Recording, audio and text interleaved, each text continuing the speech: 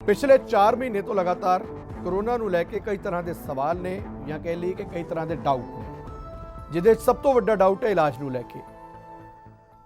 ਕੱਲ ਪੰਜਾਬ ਸਰਕਾਰ ਵੱਲੋਂ ਇੱਕ ਫੈਸਲਾ ਲਿਆ ਗਿਆ ਕਿ ਜਿਹੜੇ ਪ੍ਰਾਈਵੇਟ ਹਸਪੀਟਲ ਨੇ ਉਹਨਾਂ ਦੀ ਇੱਕ ਰੇਟ ਲਿਸਟ ਜਾਰੀ ਕਰ ਦਿੱਤੀ ਗਈ ਸਰਕਾਰ ਵੱਲੋਂ। ਸਵਾਲ ਇਸ ਕਰਕੇ ਵੱਡਾ, ਸਰਕਾਰ ਵੱਲੋਂ ਪ੍ਰਾਈਵੇਟ ਹਸਪਤਾਲਾਂ ਦੇ ਵਿੱਚ ਕੋਵਿਡ ਦੇ ਇਲਾਜ ਨੂੰ ਲੈ ਕੇ ਇੱਕ ਮੈਨੂ ਕਾਰਡ ਜਾਂ ਕਹਿ ਲਈਏ ਕਿ ਇੱਕ ਰੇਟ ਲਿਸਟ ਜਾਰੀ ਕੀਤੀ ਗਈ, जिस ते कई सवाल खड़े हो रहे हैं। पहले उस रेट लिस्ट से नज़र पा लें कि आखिरकार किस तरह के मरीज़ लई किन्ने को पैसे प्राइवेट हस्पतालों के विच खर्च करने पैणगे, वो ग्राफिक्स राही समझ लैके फिर चर्चा ते आने। सो आइसोलेशन बैड्स 8 तो 10 हज़ार रुपये रोजाना दे प्राइवेट हॉस्पिटल चार्ज कर सकते हैं। इस तो अलावा बिना वेंटिलेटर का जिहड़ा ICU है, यानी कि बिना वेंटिलेटर तो जिहड़ा मरीज़ ICU ਦੇ ਵਿੱਚ ਹੋਏਗਾ ਉਸਦੇ 13 ਤੋਂ 15 ਹਜ਼ਾਰ ਰੁਪਏ ਰੋਜ਼ਾਨਾ ਪਰ ਡੇ ਪ੍ਰਾਈਵੇਟ ਹਸਪੀਟਲ ਚਾਰਜ ਕਰ ਸਕਦੇ ਨੇ। ਤੇ ਜਿਹੜਾ ਬਹੁਤ ਗੰਭੀਰ ਜੋ ਕ੍ਰਿਟੀਕਲ ਸਿਚੁਏਸ਼ਨ ਦੇ ਵਿੱਚ ਹੋਏਗਾ, ਜੋ ਵੈਂਟੀਲੇਟਰ ਤੇ ਹੋਏ, ICU ਦੇ ਵਿੱਚ ਹੋਏ, ਉਹਦੇ ਤੋਂ 15 ਤੋਂ 18 ਹਜ਼ਾਰ ਰੁਪਏ ਰੋਜ਼ਾਨਾ ਦੇ ਚਾਰਜ ਕੀਤੇ ਜਾ ਸਕਦੇ ਨੇ। ਹੁਣ ਮੋਟਾ ਹਿਸਾਬ ਲਾਇਆ ਜਾਏ ਤੇ ਲਗਭਗ 15 ਦਿਨ ਇੱਕ ਐਵਰੇਜ ਹੁੰਦਾ ਹੈ ਕਿ ਹਸਪਤਾਲ ਦੇ ਵਿੱਚ ਮਰੀਜ਼ ਰਹਿੰਦਾ ਹੈ ਕੋਰੋਨਾ ਦਾ। ਸੋ ਤੁਸੀਂ ਅੰਦਾਜ਼ਾ ਲਾਓ ਕਿ ਜਿਹਨੂੰ ਕੋਰੋਨਾ ਹੋ ਗਿਆ, ਜੋ ਸਿਰਫ ਆਈਸੋਲੇਸ਼ਨ ਬੈੱਡ ਅਲਾਟ ਕਰਾਂਦਾ ਜਾਂ ਲੈਂਦਾ 10 ਹਜ਼ਾਰ रुपए के हिसाब नाल 1.5 ਲੱਖ रुपया ਉਹਦਾ बन गया। बिना वेंटिलेटर तो ICU ਜਿਹੜਾ एडमिट ਹੁੰਦਾ 15 हज़ार रुपए के एवरेज के नाल जो 15 दिन रहता है तो तुसीं हिसाब लगा सकते हो 2.25 ਲੱਖ रुपए के आसपास उन्होंने देना पएगा। और ਜਿਹੜਾ गंभीर है, जो क्रिटिकल है, जे 18 हज़ार रुपए रोजाना भी देंदा तो 15 दिन का तुसीं आप हिसाब ला सकते हो कि 3 ਲੱਖ के आसपास 2,70,000 के आसपास उन्होंने देना पएगा। यह प्राइवेट हस्पतालों के लिए सख्त सरकार नजर आ रही है, सख्ती है, एक रेट लिस्ट है। पर सवाल कितने खड़े हो रहे हैं? सवाल इतने खड़े हो रहे हैं कि आखिरकार गरीब लोग कितने इलाज कराएंगे। और इस विचकार सरकार के इस फैसले से श्रोमणी अकाली दल ने भी सवाल खड़े किए हैं। प्राइवेट हस्पतालों के रेट के मामले में श्रोमणी अकाली दल ने फैसले से सवाल चुके हैं और सीधे तौर पर कहा कि मध्य वर्गीय ते गरीब लोग आखिरकार कितने जाके इलाज करवाएंगे। सरकारी रहमो करम ते लोगों को छड़ दिता गया और जे सरकारी इंतजाम ना होए तो जिहड़ा प्राइवेट हस्पतालों च जाएगा इन्ने पैसे कित्थों लैके आए। और यह भी मांग की गई है कि गरीब लोगों के इलाज का खर्चा आप सरकार को चुकना चाहिए, भावें वो प्राइवेट हस्पताल होए या सरकारी हस्पताल। सो सीधे तौर पर सरकार के इस फैसले ते सवाल खड़े हो रहे हैं कि लोगों को सरकारी रहमो करम ते छड्डिया जा रहा है या जिहड़े लोग प्राइवेट हस्पतालों के विच जाणगे, जिसकी कि सरकार वालों कल मीटिंग करने तो बाद एक रेट लिस्ट जारी की गई है, वो इन्ने पैसे कित्थों देणगे। गरीब लोग, जे कोई गरीब प्राइवेट हस्पताल चला गया तो वो अपना इलाज किवें कराएगा, इसको लेकर अकाली दल ने सरकार से सवाल खड़ा किया। लोगों के इलाज का खर्चा सरकार चुके है, मांग की गई है। शायद सरकार को इस गल का अंदाजा नहीं है कि लोगों की आमदन इस वे कितनी। तुसीं अपने आप ही रेट फिक्स करी जाते हो कि जो सीरीयस मरीज ने प्राइवेट हस्पताल च इलाज करवाना है, ICU च जाना है तो 18,000 रुपया पर डे का, 15,000 रुपये पर डे का वह लगेगा। और ये बीमारी यहो जी नाम रखता है कि घर में एक मैंबर को नहीं होंगी, ये पता नहीं किन्ने हो जी। हुण जे गरीब परिवार का, मध्यवर्गी परिवार का 2-3 मैंबर फैमिली की सीरीयस हो जाते तो कितों लग जाऊँ। 18,000 रुपये 10-12 दिन का स्टे है, 15 दिन तक भी हो सकता। तो 2-3 मैंबर भी हो गए तो दसो कौन दूगा पैसे। सरकार को जमीनी हकीकतों का पता होना चाहिए कि तुसी हॉस्पिटल मोबिलाइज ना करो।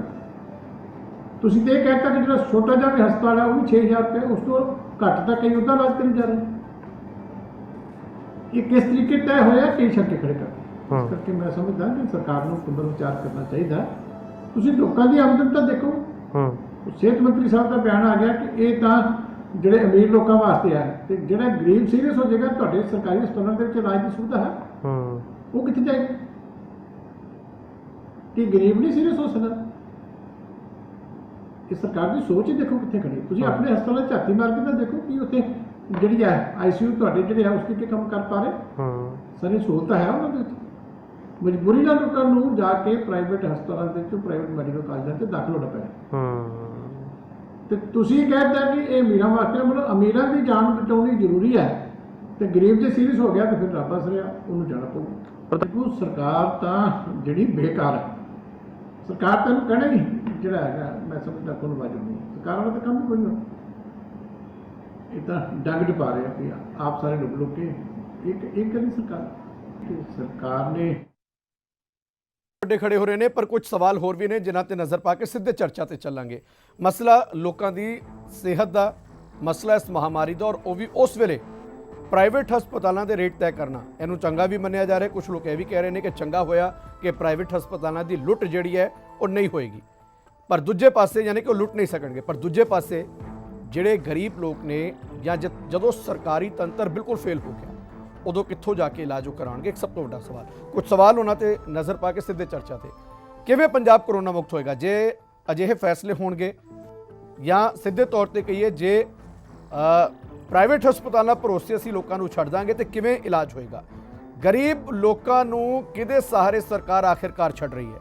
ਸਰਕਾਰੀ ਤੰਤਰ ਉਨਾ ਮਜ਼ਬੂਤ ਹੈ ਕਿ ਸਰਕਾਰੀ ਹਸਪਤਾਲਾਂ 'ਚ ਇੰਤਜ਼ਾਮ ਪੂਰੇ ਨੇ। ਜੋ ਪ੍ਰਾਈਵੇਟ ਹਸਪਤਾਲਾਂ ਦੀ ਗੱਲ ਕਹੀ ਜਾ ਰਹੀ ਹੈ ਕਿ ਉੱਥੇ ਜਾ ਕੇ ਆਪਣਾ ਇਲਾਜ ਕਰਾਓ, ਰੇਟ ਲਿਸਟ ਤੈਅ ਕਰ ਦਿੱਤੀ ਗਈ ਹੈ। ਕਿਉਂ ਇਸ ਫੈਸਲੇ ਤੇ ਲਗਾਤਾਰ ਸਵਾਲ ਖੜੇ ਹੋ ਰਹੇ ਨੇ? ਇਸ ਪੂਰੇ ਮਸਲੇ ਤੇ ਅਸੀਂ ਚਰਚਾ ਕਰਾਂਗੇ। ਕੁਝ ਖਾਸ ਮਹਿਮਾਨ ਸਾਡੇ ਨਾਲ ਜੁੜ ਚੁੱਕੇ ਨੇ। ਸਾਡੇ ਨਾਲ ਕਾਂਗਰਸ ਪਾਰਟੀ ਤੋਂ ਪ੍ਰਿਤਪਾਲ ਸਿੰਘ ਬਲੀਵਾਲ ਸਾਹਿਬ ਜੁੜੇ ਹੋਏ ਨੇ, ਆਮ ਆਦਮੀ ਪਾਰਟੀ ਤੋਂ ਗੁਰਿੰਦਰ ਢਿੱਲੋਂ ਸਾਹਿਬ ਸਾਡੇ ਨਾਲ ਜੁੜ ਚੁੱਕੇ ਨੇ, ਸ਼੍ਰੋਮਣੀ ਅਕਾਲੀ ਦਲ ਤੋਂ ਚਰਨਜੀਤ ਸਿੰਘ ਬਰਾੜ ਸਾਹਿਬ ਇਸ ਸਟੂਡੀਓ 'ਚ ਮੌਜੂਦ ਨੇ, ਤੇ retired civil surgeon doctor Daler Singh Multani ਸਾਹਿਬ ਵੀ ਸਾਡੇ ਨਾਲ ਜੁੜ ਚੁੱਕੇ ਨੇ। ਬਰਾੜ ਸਾਹਿਬ, ਇਤਰਾਜ਼ ਕੀ ਹੈ ਇਸ ਫੈਸਲੇ ਨੂੰ ਲੈ ਕੇ? ਮੈਂ ਸਭ ਤੋਂ ਪਹਿਲਾਂ ਇਤਰਾਜ਼ ਤੋਂ ਸ਼ੁਰੂਆਤ ਕਰੂੰਗਾ ਕਿ ਜੇ ਸਰਕਾਰ ਤੁਹਾਨੂੰ ਲੱਗ ਰਿਹਾ ਹੈ ਕਿ ਰੇਟ ਲਿਸਟ ਤੈਅ ਕਰ ਰਹੀ ਹੈ, ਜਿਵੇਂ ਬਾਕੀ ਸੂਬਿਆਂ ਨੇ ਵੀ ਕੀਤਾ ਕਿ ਮਨਮਾਨੀ ਨਾ ਹੋ ਸਕੇ, ਪ੍ਰਾਈਵੇਟ ਹਸਪਤਾਲਾਂ ਦੇ ਵਿੱਚ ਲੋਕ ਜਿਹਨੂੰ ਜਾਣਾ ਜਾ ਕੇ ਇਲਾਜ ਕਰਾਏ, ਰੇਟ ਲਿਸਟ ਉਹਦੀ ਤੈਅ ਕਰ ਦਿੱਤੀ ਗਈ ਹੈ, ਪਰ ਉਹਦੇ 'ਚ ਇਤਰਾਜ਼ ਕੀ? ਦੇਖੋ, ਮੇਰਾ ਖਿਆਲ ਹੈ ਕਿ ਰਿਟਾਇਰਡ ਸੀਐਮਓ ਸਾਹਿਬ ਜ਼ਿਆਦਾ ਬਿਹਤਰ ਦੱਸ ਦੇਣਗੇ ਵੀ ਉਹਨਾਂ ਦੇ ਕਿੰਨੇ ਕ੍ਰੇਟ ਸੀਗੇ। ਕਈਆਂ ਦੇ ਤਾਂ ਸ਼ਾਇਦ ਇਹਦੋਂ ਘੱਟ ਹੋਣ, ਜਿੰਨੇ ਸਰਕਾਰ ਨੇ ਤੈਅ ਕਰਤੇ ਆ, ਇਹਦੋਂ ਘੱਟ ਵੀ ਪੈਸੇ ਲੈਂਦੇ ਹੋ ਸਕਦੇ ਆ। ਹਰ ਰੋਜ਼ ਇਹ ਸਮਝ ਲਓ ਇਕੱਲੇ ਕਮਰੇ ਦਾ ਕਿਰਾਇਆ ਹੈ। ਦਵਾਈ ਉੱਥੇ ਦੇਣੀ ਕੋਈ ਨਹੀਂ, ਸਾਰੀ ਦੁਨੀਆ ਜਾਣਦੀ ਹੈ ਵੀ ਦਵਾਈ ਕੋਈ ਬਣੀ ਨਹੀਂ ਹੈ। ਜਦੋਂ ਦਵਾਈ ਨਹੀਂ ਦੇਣੀ ਤੇ ਇਕੱਲੇ ਬੈੱਡ ਸ਼ੀਟ ਬਦਲਦਾ ਜਾਂ ਉੱਥੇ ਜਿਹੜਾ ਕੋਈ ਪੱਖਾ ਕੋਈ ਏਸੀ ਚੱਲਣਾ, ਇਹ ਉਹਦਾ ਖਰਚਾ ਹੈ ਤੇ ਸ਼ੁਰੂ ਹੁੰਦਾ 10,000 ਤੋਂ। ਚਲੋ ਇਹ ਰੇਟ ਬੰਨੇ, ਪਹਿਲੀ ਗੱਲ ਤਾਂ ਇਹੀ ਨਾ ਵਾਜਬ ਹੈਗੇ ਆ। ਫਿਰ ਕੋਈ ਗਰੀਬ ਲਈ ਜਿਹੜਾ ਨਹੀਂ ਦੇ ਸਕਦਾ, ਤੇ ਜੇ ਮੰਨ ਲਓ ਸਰਕਾਰੀ ਹਸਪਤਾਲ ਦੇ ਵਿੱਚ ਜਗ੍ਹਾ ਹੈਗੀ ਹੈ ਜਾਂ ਨਹੀਂ ਹੈਗੀ ਹੈ, ਉਹਨੂੰ ਪ੍ਰਾਈਵੇਟ ਦੇ ਵਿੱਚ ਜਾਣਾ ਪੈ ਜੇ, ਤਾਂ ਉਹਦੇ ਲਈ ਸਰਕਾਰ ਦੀ ਕੀ ਸਕੀਮ ਹੈ? ਚਾਹੀਦਾ ਇਹ ਸੀਗਾ ਕਿ ਸਰਕਾਰ ਕਹਿੰਦੀ ਵੀ ਉਹ ਗਰੀਬਾਂ ਦੇ ਲਈ, ਜਾਂ ਜਿਹੜੇ ਕੋਈ ਗਰੀਬੀ ਰੇਖਾ ਤੋਂ ਹੇਠਾਂ ਰਹਿਣ ਵਾਲੇ ਜਾਂ ਆਮਦਨੀ ਐਸ ਤੋਂ ਹੇਠਾਂ ਰਹਿਣ ਵਾਲੇ ਲੋਕ ਮੁਫਤ ਇਲਾਜ ਕਰਾ ਸਕਦੇ ਆ। ਕਿਉਂ ਨਹੀਂ ਸਾਡੇ ਉਹ ਪ੍ਰਾਈਵੇਟ ਹਸਪਤਾਲ ਵਾਲੇ ਕਿਉਂ ਨਹੀਂ ਜਿਹੜੇ ਲੋਕ ਲੋੜਵੰਦ ਆ ਉਹਨਾਂ ਦਾ ਇਲਾਜ ਕਿਉਂ ਨਹੀਂ ਕਰ ਸਕਦੇ?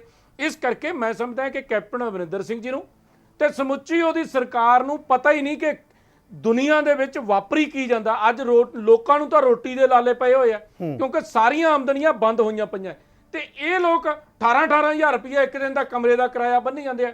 ਮੇਰਾ ਖਿਆਲ ਹੈ 700-800 900 ਰੁਪਏ ਤੋਂ ਵੱਧ ਆਕਸੀਜਨ ਦਾ ਸਿਲੰਡਰ ਨਹੀਂ ਹੋਣਾ, ਤੇ 1000-1500 ਕੋਈ ਹੋਰ ਖਰਚਾ ਲਾ ਲਓ। ਇਦੋਂ ਵੱਧ ਖਰਚਾ ਕੀ ਹੋ ਸਕਦਾ ਹੈ? ਜੇ ਅੱਜ ਸਥਿਤੀ ਇਹ ਹੈ ਕਿ ਸਭ ਦੀ ਆਮਦਨੀ ਬੰਦ ਹੋਈ ਹੈ, ਇੱਕ ਉੱਤੋਂ ਕਰੋਨਾ ਦੀ ਮਾਰ ਪੈ ਜੇ, ਤੇ ਫਿਰ ਕਹਿੰਦੇ 18,000 ਜਾਂ 15,000 ਜਾਂ 10,000 ਦਿਓ, ਤੇ ਗਰੀਬਾਂ ਲਈ ਕੋਈ ਥਾਂ ਹੀ ਨਹੀਂ ਹੈ। ਇਦੋਂ ਮਾੜੀ ਸੋਚ ਸਰਕਾਰ ਦੀ ਹੋ ਕੀ ਸਕਦੀ ਹੈ? ਇਸ ਕਰਕੇ ਸਰਕਾਰ ਨੂੰ ਬੇਨਤੀ ਕਰਦੇ ਆ, ਇਸ ਫੈਸਲੇ ਨੂੰ ਤੁਰੰਤ ਵਾਪਸ ਲੈਣ ਤੇ ਤੁਰੰਤ ਰੇਟ ਵਾਜਬ ਕਰਨ, ਤੇ ਗਰੀਬਾਂ ਦੇ ਲਈ ਸਪੈਸ਼ਲ ਕੋਟਾ ਜਾਂ ਸਪੈਸ਼ਲ ਇੱਕ ਆਰਡਰ ਜਾਰੀ ਕਰਨ ਕਿ ਗਰੀਬ ਕਿਤੇ ਵੀ ਜਾ ਕੇ ਭਰਤੀ ਹੋ ਸਕਦਾ, ਮੁਫਤ ਇਲਾਜ ਹੋਊਗਾ। ਬਰਾੜ ਸਾਹਿਬ, ਮੇਰਾ ਇੱਕ ਸਵਾਲ ਹੋਰ ਵੀ ਹੈ। ਤੁਹਾਨੂੰ ਲੱਗਦਾ ਨਹੀਂ ਕਿ ਕਈ ਸਕੀਮਾਂ ਸੈਂਟਰ ਦੀਆਂ ਜਾਂ ਡਿਜ਼ਾਸਟਰ ਮੈਨੇਜਮੈਂਟ ਵਾਲੇ ਵੀ ਫੰਡ ਨੇ ਜੋ ਵਰਤੇ ਜਾ ਸਕਦੇ ਨੇ? ਕਿਉਂ ਅਸੀਂ ਸਿੱਧੇ ਤੌਰ ਤੇ ਜਿਹੜੀ ਗੱਲ ਤੁਸੀਂ ਕਹਿ ਰਹੇ ਹੋ ਕਿ ਸ਼ਾਇਦ ਹੋ ਸਕਦਾ ਰੇਟ ਘੱਟ ਹੋਣ, ਹੋ ਸਕਦਾ ਹੁਣ, ਪਰ ਇਹ ਮੰਨਿਆ ਜਾਏ ਕਿ ਬਾਕੀ ਵਰਗਾਂ ਨੂੰ ਖੁਸ਼ ਕਰਨ ਦੇ ਨਾਲ ਨਾਲ ਸਰਕਾਰ ਹੁਣ ਪ੍ਰਾਈਵੇਟ ਹਸਪਤਾਲਾਂ ਨੂੰ ਵੀ ਖੁਸ਼ ਕਰਨ 'ਚ ਲੱਗੇ, ਚੁੱਕੀ ਸਕੂਲਾਂ ਤੋਂ ਤਾਂ ਕਰ ਹੀ ਚੁੱਕੀ ਹੈ, ਹਸਪਤਾਲਾਂ ਨੂੰ ਵੀ ਖੁਸ਼ ਕਰ ਰਹੀ ਹੈ ਹੁਣ। ਦੇਖੋ, ਪਹਿਲਾਂ ਇਹਨਾਂ ਨੇ ਸ਼ਰਾਬ ਦਾ ਜਿਹੜੇ ਠੇਕੇਦਾਰ ਸੀ ਉਹਨਾਂ ਨੂੰ ਜਦੋਂ ਚੱਲ ਰਿਹਾ ਸੀ ਕਰਫਿਊ ਚੱਲ ਰਿਹਾ ਸੀ, ਕਰਫਿਊ 'ਚ ਪਤਾ ਨਹੀਂ ਫਾਈਲ ਕਿਵੇਂ ਭੱਜੀ, ਸਾਨੂੰ ਤਾਂ ਸਮਝ ਨਹੀਂ ਲੱਗੀ। ਉਦੋਂ ਉਹਨਾਂ ਨੂੰ 6-650 ਕਰੋੜ ਮਾਫ ਕਰਤਾ। ਇਸੇ ਤਰ੍ਹਾਂ ਮਾਈਨਿੰਗ ਵਾਲਿਆਂ ਨੂੰ ਕਰਤਾ, ਤੇ ਹੁਣ ਆ ਵੀ ਵੱਡੀ ਲੌਬੀ, ਹੁਣ ਫੋਰਟਿਸ ਵਰਗੇ, ਮੈਕਸ ਵਰਗੇ, ਦੂਜੇ ਤੀਜੇ, ਇਹਦਾ ਮਤਲਬ ਉੱਥੇ ਤੁਸੀਂ ਰੇਟ ਤੈਅ ਕਰਤੇ। ਹੋ ਸਕਦਾ ਉੱਥੇ ਕੋਈ ਘੱਟ ਜਾਂਦਾ ਤੇ ਰੇਟ ਘੱਟ ਨਾਲ ਵੀ ਹੋ ਸਕਦਾ, ਨੈਗੋਸ਼ੀਏਸ਼ਨ ਵੀ ਹੋ ਸਕਦੀ ਹੈ। ਇਸ ਕਰਕੇ ਸਰਕਾਰ ਨੇ ਤਾਂ ਉਲਟਾ ਫੱਟਾ ਲਾਤਾ ਵੀ ਇਦੋਂ ਘੱਟ ਤੁਸੀਂ ਦੇਣੇ ਹੀ ਨਹੀਂ ਹੈ, ਔਰ ਗਰੀਬ ਲਈ ਕਿੱਥੇ ਥਾਂ ਛੱਡਿਆ। ਸਵਾਲ ਤਾਂ ਵੱਡਾ ਪੈਦਾ ਹੈਗਾ ਕਿ ਮੱਧ ਵਰਗੀ ਜੋ ਪੰਜਾਬ ਦੇ ਲੋਕ ਨੇ, ਪਿੰਡਾਂ ਦੇ ਵਿੱਚ 70% 75% ਆਬਾਦੀ ਰਹਿਣ ਵਾਲੀ ਹੈਗੀ ਹੈ, ਕੀ ਉਹਦੇ ਚੋਂ ਪਿੰਡਾਂ ਦੇ ਵਿੱਚੋਂ ਇੱਕ ਪਿੰਡ ਦੇ ਵਿੱਚੋਂ ਕਿੰਨੇ ਲੋਕ ਆ ਜਿਹੜੇ ਇੰਨੇ ਪੈਸੇ ਦੇ ਸਕਦੇ ਆ?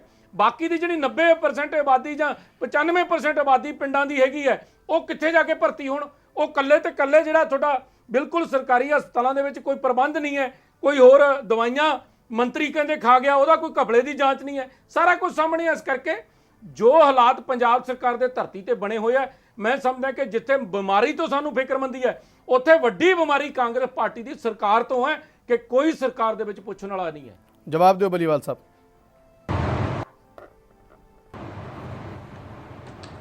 ਗੱਲ ਆ, ਬਰਾੜ ਸਾਹਿਬ ਨੇ ਬਹੁਤ ਵਧੀਆ ਗੱਲਾਂ ਕੀਤੀਆਂ ਨੇ ਤੇ ਗੱਲਾਂ ਇਸ ਕਰਕੇ ਵਾਜਬ ਨੇ ਕਿ ਠੀਕ ਹੈ, ਨੋ ਡਾਊਟ ਮੇਰੀ ਇੱਕੋ ਆਵਾਜ਼ ਬਹੁਤ ਹੋ ਰਹੀ ਹੈ ਜੀ।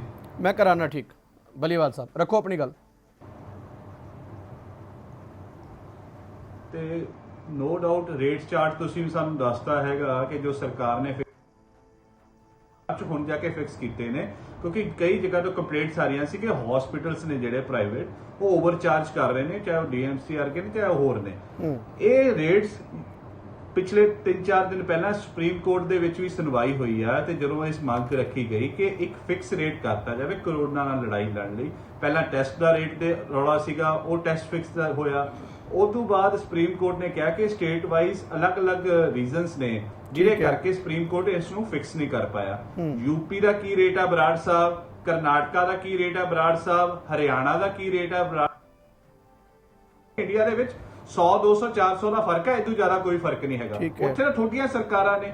ਸੈਕੰਡਲੀ ਜਿਹੜੀ ਅੰਸ਼ੁਮਨ ਭਾਰਤ ਦੇ ਵਿੱਚ ਜਾਂ ਬਾਕੀ ਸਿਹਤ ਸਕੀਮਾਂ ਨੇ ਉਸ ਦੇ ਵਿੱਚ ਕਰੋਨਾ ਕਵਰ ਹੈ ਆਲਰੇਡੀ, ਤੇ ਜਿਹੜੇ ਲੋਕ ਆਉਣਗੇ ਉਹ ਕਵਰ ਆਊਟ ਹੈਗੇ ਨੇ। ਤੇ ਸੈਕੰਡਲੀ ਜਿਹੜੀ ਪ੍ਰਾਈਵੇਟ ਇੰਸ਼ੋਰੈਂਸ ਕੰਪਨੀ ਹੈ ਉਹ ਕਰ ਨਹੀਂ ਰਹੀਆਂ ਸੀ, ਉਹਦੇ ਲਈ ਵੀ ਲਿਖਿਆ ਗਿਆ ਕਿ ਪ੍ਰਾਈਵੇਟ ਇੰਸ਼ੋਰੈਂਸ ਕੰਪਨੀਆਂ ਵੀ ਕਰੋਨਾ ਨੂੰ ਇਸ ਬਿਮਾਰੀ ਦੇ ਵਿੱਚ ਲੈ ਕੇ ਆਉਣ। ਫਿਕਸ ਕਰਨ ਦੇ ਸਿਰਫ ਔਰ ਸਿਰਫ ਇੱਕੋ ਰੀਜ਼ਨ ਸੀ, ਜਿਹੜੇ ਪ੍ਰਾਈਵੇਟ ਇੰਸਟੀਚਿਊਟਸ ਦੇ ਵਿੱਚ ਓਵਰ ਚਾਰਜਿੰਗ ਹੋ ਰਹੀ ਸੀ ਉਹਨੂੰ ਇੱਕ ਕੈਪ ਕੀਤਾ ਗਿਆ ਕਿ ਉਹ ਕੈਪ ਇਦੋਂ ਵੱਧ ਨਾ ਜਾ ਸਕੇ। ਫੋਰਟਿਸ ਦੀ ਐਗਜ਼ਾਮਪਲ ਦੇ ਰਹੇ ਨੇ, ਬਾਕੀ ਹਸਪੀਟਲਸ ਦੀ ਐਗਜ਼ਾਮਪਲ ਦੇ ਰਹੇ ਨੇ। ਉੱਥੇ ਤਾਂ ਜਾਣਾ ਹੀ ਵੱਡੇ ਘਰਾਂ ਵਾਲਿਆਂ ਨੇ ਆ, ਤੇ ਛੋਟਾ ਤਾਂ ਵੈਸੇ ਨਹੀਂ ਜਾਂਦਾ। ਤੇ ਬਾਕੀ ਜਿੱਥੋਂ ਤੱਕ ਹੈ ਕਿਸੇ ਨੂੰ ਕੋਈ ਰਿਕੁਆਇਰਡ ਲੋਡ ਹੈਗੀ ਆ, ਇੱਥੇ ਪਿਛਲੇ ਦਿਨ ਦੀ ਮੈਂ ਇੱਕ ਐਗਜ਼ਾਮਪਲ ਦੇ ਦਿੰਦਾ। ਸਾਡੇ ਪਿੰਡਾਂ ਦੇ ਇੱਕ ਬੰਦੇ ਦੀ ਲੇਡੀ ਨੂੰ ਹੋ ਗਿਆ ਸੀ, ਉਹਦਾ 1,70,000 ਰੁਪਏ ਦੇ ਆਸ-ਪਾਸ ਬਿੱਲ ਬਣ ਗਿਆ ਸੀ। ਅਸੀਂ ਇਸੇ ਚੀਜ਼ ਦਾ ਇਸ਼ੂ ਚੱਕਿਆ, ਸੀਐਮ ਸਾਹਿਬ ਨੂੰ ਕਿਹਾ ਕਿ ਇਹਨੂੰ ਇੱਕ ਕੈਪਿੰਗ ਕਰਤੀ ਜਾਏ ਕਿ ਇਦੋਂ ਵੱਧ ਬਿੱਲ ਨਾ ਲੈ ਕੇ ਜਾਇਆ ਜਾਵੇ। ਚਲੋ ਅਸੀਂ ਰਿਬੇਟ ਵੀ ਕਰਵਾਈ, ਉਸ ਦੀ ਬਾਡੀ ਉਹਦੇ ਪਰਿਵਾਰ ਨੂੰ ਪਹੁੰਚਵਾਈ। ਬਟ ਇਸ ਵੇਲੇ ਲੜਾਈ ਜਿਹੜੀ ਹੈਗੀ ਆ, ਹਿੰਦੁਸਤਾਨ ਗਵਰਨਮੈਂਟ ਫਿਕਸ ਕਰ ਦੇਣਾ ਚਾਹੀਦਾ। ਬਲੀਵਾਲ ਸਾਹਿਬ ਮੈਂ ਹੁਣ ਮੈਂ ਨਹੀਂ ਜਾ ਰਿਹਾ। ਦੇਖੋ ਜਿਹੜੀ ਗੱਲ ਤੁਸੀਂ ਕਹੀ, ਹਰ ਇੱਕ ਸੂਬੇ ਦੇ ਅਲੱਗ-ਅਲੱਗ ਹਾਲਾਤ ਨੇ, ਕਿਤੇ ਕੁਛ ਹੈ ਕਿਤੇ ਕੁਛ ਹੈ। ਮੈਂ ਪੰਜਾਬ ਤੇ ਆਣਾ, ਜਿਹੜਾ 10,000 ਤੋਂ ਸ਼ੁਰੂ ਕਰਕੇ 18,000 ਤੱਕ ਰੱਖਿਆ ਗਿਆ। ਮੇਰਾ ਸਿਰਫ ਇੱਕ ਸਵਾਲ ਹੈ ਤੁਹਾਨੂੰ, ਤੁਸੀਂ ਆਪ ਹੀ ਉਹਦਾ ਜ਼ਿਕਰ ਕਰਤਾ ਜੋ ਮੈਂ ਸਵਾਲ ਕਰਨਾ ਵੀ ਸੀ, ਪਰ ਮੈਂ ਉਹਨੂੰ ਹੋਰ ਅੱਗੇ ਲੈ ਕੇ ਚੱਲਣਾ। ਆਯੁਸ਼ਮਾਨ ਭਾਰਤ ਯੋਜਨਾ ਜਿਹੜੀ ਕਿ ਪੰਜਾਬ 'ਚ ਆ ਕੇ ਸਿਹਤ ਸਰਬਤ ਬੀਮਾ ਯੋਜਨਾ ਹੋ ਜਾਂਦੀ ਹੈ, ਸਰਬਤ ਸਿਹਤ ਬੀਮਾ ਯੋਜਨਾ, ਉਹਦੇ ਵਿੱਚ ਕੱਲ ਵੀ ਮੁੱਖ ਮੰਤਰੀ ਸਾਹਿਬ ਨੇ ਐਲਾਨ ਕੀਤਾ ਕਿ ਜੀ ਅਸੀਂ ਕਿਸਾਨਾਂ ਨੂੰ ਵੀ ਵਧਾਤਾ ਜੀ। ਪਿਛਲੇ ਸਾਲ 5 ਸੀਗੇ, ਐਤਕੀ 9.5 ਲੱਖ ਕਰਤੇ। ਉਹਨਾਂ ਨੇ ਇਹ ਵੀ ਦੱਸਤਾ ਕਿ ਕਿੰਨੇ ਕੁ ਹਸਪੀਟਲ ਨੇ ਜਿਹੜੇ ਕਿ ਇੰਪੈਨਲਡ ਨੇ, ਉਹਨਾਂ ਦੇ ਵਿੱਚ ਇਲਾਜ ਹੋ ਸਕਦਾ ਹੈ, ਕਿੰਨੀਆਂ ਬਿਮਾਰੀਆਂ ਨੇ। ਤੁਹਾਨੂੰ ਲੱਗਦਾ ਹੈ ਕਿ ਕੱਲ ਇਹ ਰੇਟ ਲਿਸਟ ਜਾਰੀ ਕਰਨ ਦੀ ਥਾਂ 'ਚ ਸਰਕਾਰ ਇਹ ਕਹਿੰਦੀ ਕਿ ਭਾਈ ਆਹ ਸਾਰੇ ਪ੍ਰਾਈਵੇਟ ਹਸਪਤਾਲ ਨੇ, ਤੁਹਾਡਾ ਬੀਮਾ ਹੋਇਆ ਰੱਖਿਆ, ਜਾਓ ਤੇ ਇਲਾਜ ਕਰਾਓ। ਅਸੀਂ ਤੇ ਆਫਰ ਕਰ ਰਹੇ ਹਾਂ ਸਿੱਧਾ ਹਸਪਤਾਲਾਂ ਨੂੰ ਕਿ ਜਾਓ ਆਹ ਰੇਟ ਲਿਸਟ ਔਰ ਜਾ ਕੇ ਆਪਣਾ ਇਲਾਜ ਆਪ ਹੀ ਕਰਾਓ। ਦੋਵਾਂ 'ਚ ਫਰਕ ਹੈ। ਮੈਂ ਬੇਨਤੀ ਉਹੀ ਕਰ ਰਿਹਾ, ਮੈਂ ਇੱਕ ਐਗਜ਼ਾਮਪਲ ਦਿੱਤੀ ਹੈ ਇੱਕ ਵੱਡੇ ਹਸਪੀਟਲ ਦੀ ਕਿ 1,70,000 ਦੇ ਆਸ-ਪਾਸ ਬਿੱਲ ਬਣਾਤਾ ਸੀ ਉਹਨਾਂ ਨੇ 10 ਦਿਨ ਦਾ। ਉਹ ਕੈਪਿੰਗ ਉਸੇ ਲਈ ਕੀਤੀ ਹੈ। ਵੈਂਟੀਲੇਟਰਸ ਦੇ ਰੇਟ ਜੋ ਨੇ ਉਹ ਅਲੱਗ-ਅਲੱਗ ਨੇ, ਇਸੇ ਕਰਕੇ ਫਿਕਸ ਕਰਤਾ ਗਿਆ ਕਿ ਹੁਣ ਇਹ ਕਹਿੰਦੇ ਕਮਰੇ 'ਚ ਏਸੀ ਦੀ ਹਵਾ ਆਊਗੀ। ਬਰਾੜ ਸਾਹਿਬ ਮੈਂ ਤਾਂ ਕਹਿ ਰਿਹਾ ਕਿ ਸੈਂਟਰ ਗਵਰਨਮੈਂਟ ਫਿਕਸ ਕਰਦੇ ਆਪ ਦੇ ਲੈਵਲ ਤੇ, ਪੂਰੇ ਹਿੰਦੁਸਤਾਨ ਦਾ ਇੱਕ ਰੇਟ ਹੋਣਾ ਚਾਹੀਦਾ। ਸੁਪਰੀਮ ਕੋਰਟ 'ਚ ਜਾਣ ਦੀ ਲੋੜ ਹੀ ਨਾ ਪੈਂਦੀ ਕਿਸੇ ਸਟੇਟ ਨੂੰ, ਲੋਕਾਂ ਨੂੰ। ਅੱਛਾ ਇੱਕ ਗੱਲ ਹੋਰ, ਮੈਂ ਫਿਰ ਅੱਗੇ ਚੱਲ ਰਿਹਾ। ਇੱਕ ਗੱਲ ਹੋਰ ਮੈਂ ਤੁਹਾਡੇ ਤੋਂ ਜਾਨਣਾ ਚਾਹ ਰਿਹਾ ਕਿ ਇਸ ਯੋਜਨਾ ਦੇ ਤਹਿਤ ਜਿਹੜੀ ਕਿ ਆਯੁਸ਼ਮਾਨ ਭਾਰਤ ਸਰਬਤ ਸਿਹਤ ਬੀਮਾ ਯੋਜਨਾ, ਉਸ ਦੇ ਤਹਿਤ ਤੁਸੀਂ ਵੀ ਜਾਣਕਾਰੀ ਦਿੱਤੀ ਕਿ ਬਈ ਇਲਾਜ ਹੋ ਰਿਹਾ ਹੈ, ਅਸੀਂ ਉਹਦੇ 'ਚ ਕਰੋਨਾ ਨੂੰ ਇਨਕਲੂਡ ਕਰਾਤਾ। ਤੁਹਾਨੂੰ ਲੱਗਦਾ ਹੈ ਕਿ ਫਿਰ ਉਸ ਦੇ ਤਹਿਤ ਸਾਰੇ ਲੋਕਾਂ ਨੂੰ ਜਾਂ ਪੂਰੇ ਪੰਜਾਬ ਦੇ ਲੋਕਾਂ ਨੂੰ ਇਲਾਜ ਮਿਲੇਗਾ? ਮੈਂ ਇੱਕ ਭਰੋਸਾ ਚਾਹ ਰਿਹਾ, ਫਿਰ ਅਗਲਾ ਸਵਾਲ ਕਰੂੰਗਾ। ਦੇਖੋ ਜਿਹੜੇ ਇੰਪੈਲੈਂਡ ਜਿਹੜੇ ਸਾਡੇ ਅੰਸ਼ੁਮਾਨ ਦੀਆਂ ਜਿਹੜੀ ਸਬਸਿਡ ਆਪਣੀ ਸਿਹਤ ਯੋਜਨਾ ਹੈਗੀ ਆ, ਜਿਹੜੇ ਉਹਦੇ ਚ ਇੰਪੈਨਲਡ ਨੇ ਹਸਪੀਟਲ, ਉੱਥੇ ਇਲਾਜ ਹੋ ਰਿਹਾ ਆਲਰੇਡੀ।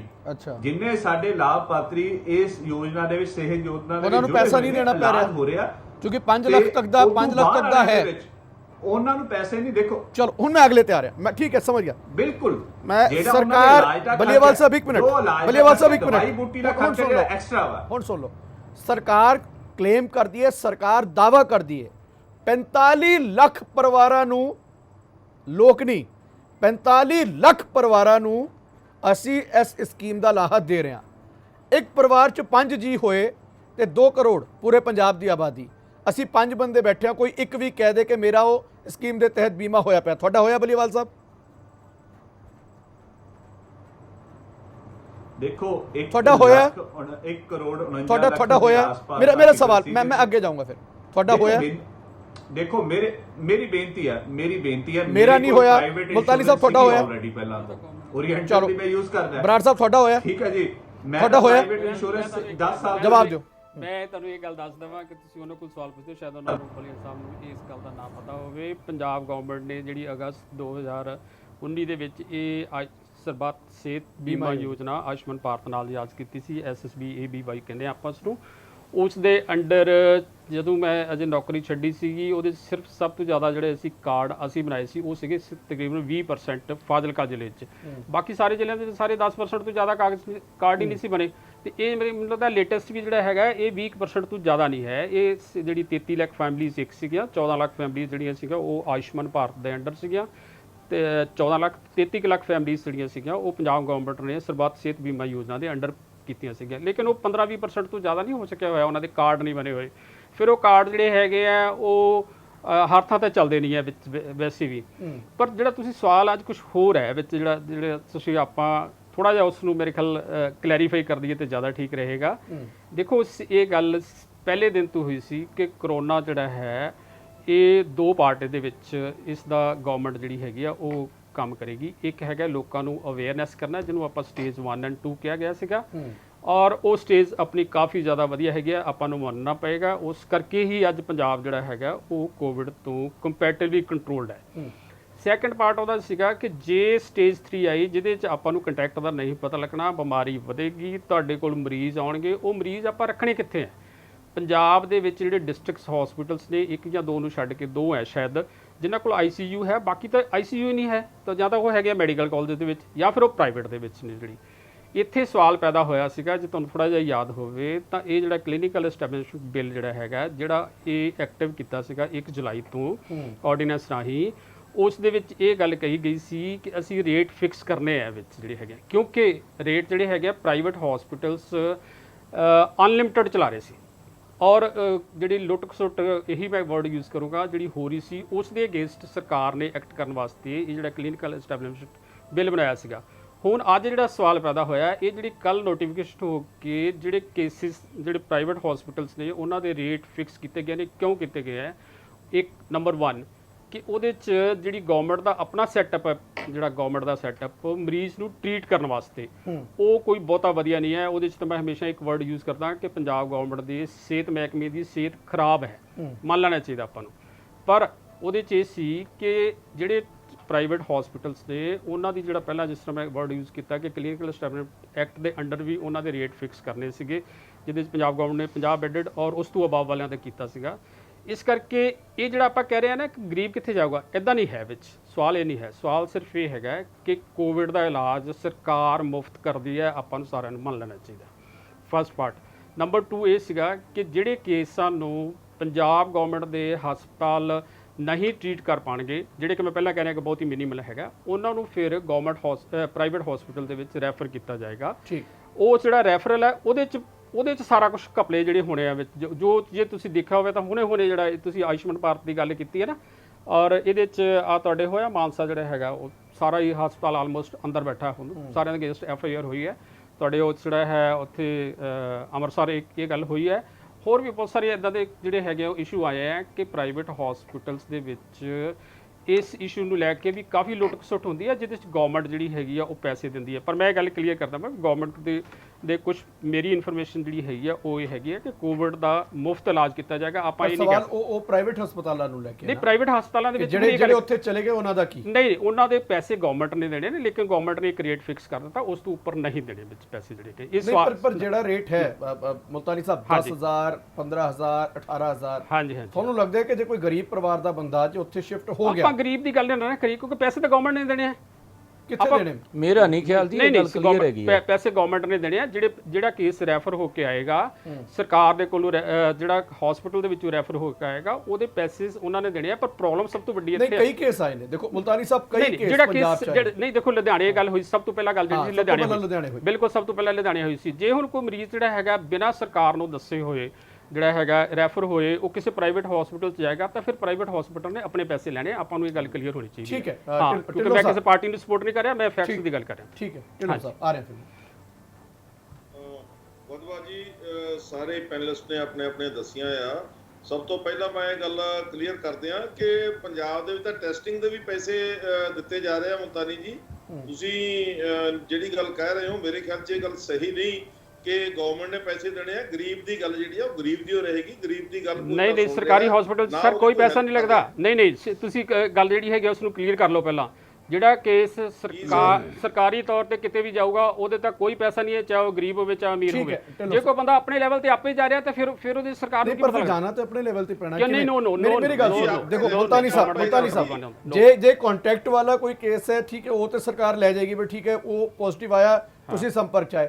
ਪਰ ਜਿਹਨੂੰ ਲੱਗ ਰਿਹਾ ਕਿ ਮੈਨੂੰ ਸਿੰਪਟਮਸ ਨੇ, ਉਹ ਕਿਵੇਂ ਜਾਏਗਾ? ਨਹੀਂ, ਇਸ ਤਰ੍ਹਾਂ ਕੁਝ ਨਹੀਂ ਹੁੰਦਾ ਸਰ। ਇਦਾਂ ਤਾਂ ਫਿਰ ਲੋਕ ਸਾਰੇ ਕਹਿੰਦੇ ਆ ਕਿ ਮੇਰਾ ਕਰਦੇ ਹੋ ਜੀ, ਮੈਂ ਵੀ 33 ਸਾਲ ਨੌਕਰੀ ਕਰਨਾ ਤੇ ਜਦੋਂ ਤੱਕ ਟੈਸਟਿੰਗ ਨਹੀਂ ਹੋਏਗੀ ਉਦੋਂ ਤੱਕ ਕਿਵੇਂ ਪਤਾ ਲੱਗੇਗਾ? ਇੱਕ ਡਿਜ਼ੀਜ਼ ਦਾ ਨਹੀਂ, ਇਹ ਗੱਲ ਆਪਾਂ ਨੂੰ ਕਲੀਅਰ ਹੋਣੀ ਚਾਹੀਦੀ। ਡਿਜ਼ੀਜ਼ ਦਾ ਹਰ ਇੱਕ ਬਿਮਾਰੀ ਦਾ ਇੱਕ ਪ੍ਰੋਟੋਕੋਲ, ਹਰ ਇੱਕ ਬਿਮਾਰੀ ਦਾ ਇੱਕ ਪ੍ਰੋਟੋਕੋਲ ਬਣਿਆ ਹੁੰਦਾ, ਉਹਦੇ ਅਕੋਰਡਿੰਗਲੀ ਹੀ ਟੈਸਟ ਹੁੰਦੀ ਹੈ। ਢਿੱਲੋਂ ਸਾਹਿਬ ਆਪਣੀ ਗੱਲ ਰੱਖੋ। ਹਾਂਜੀ ਵਧਵਾ ਜੀ, ਅੱਜ ਸਰਹੰਦ ਦੇ ਵਿੱਚ ਕਿੰਨੇ ਹੀ ਕੇਸ ਆਏ ਆ। ਇੱਕ ਮਹੱਲੇ ਦੇ ਵਿੱਚ ਆਏ ਆ, ਹਮਾਇੂਪੁਰ ਦਾ ਏਰੀਆ, ਉੱਥੇ 4 ਕੇਸ ਆਏ ਆ।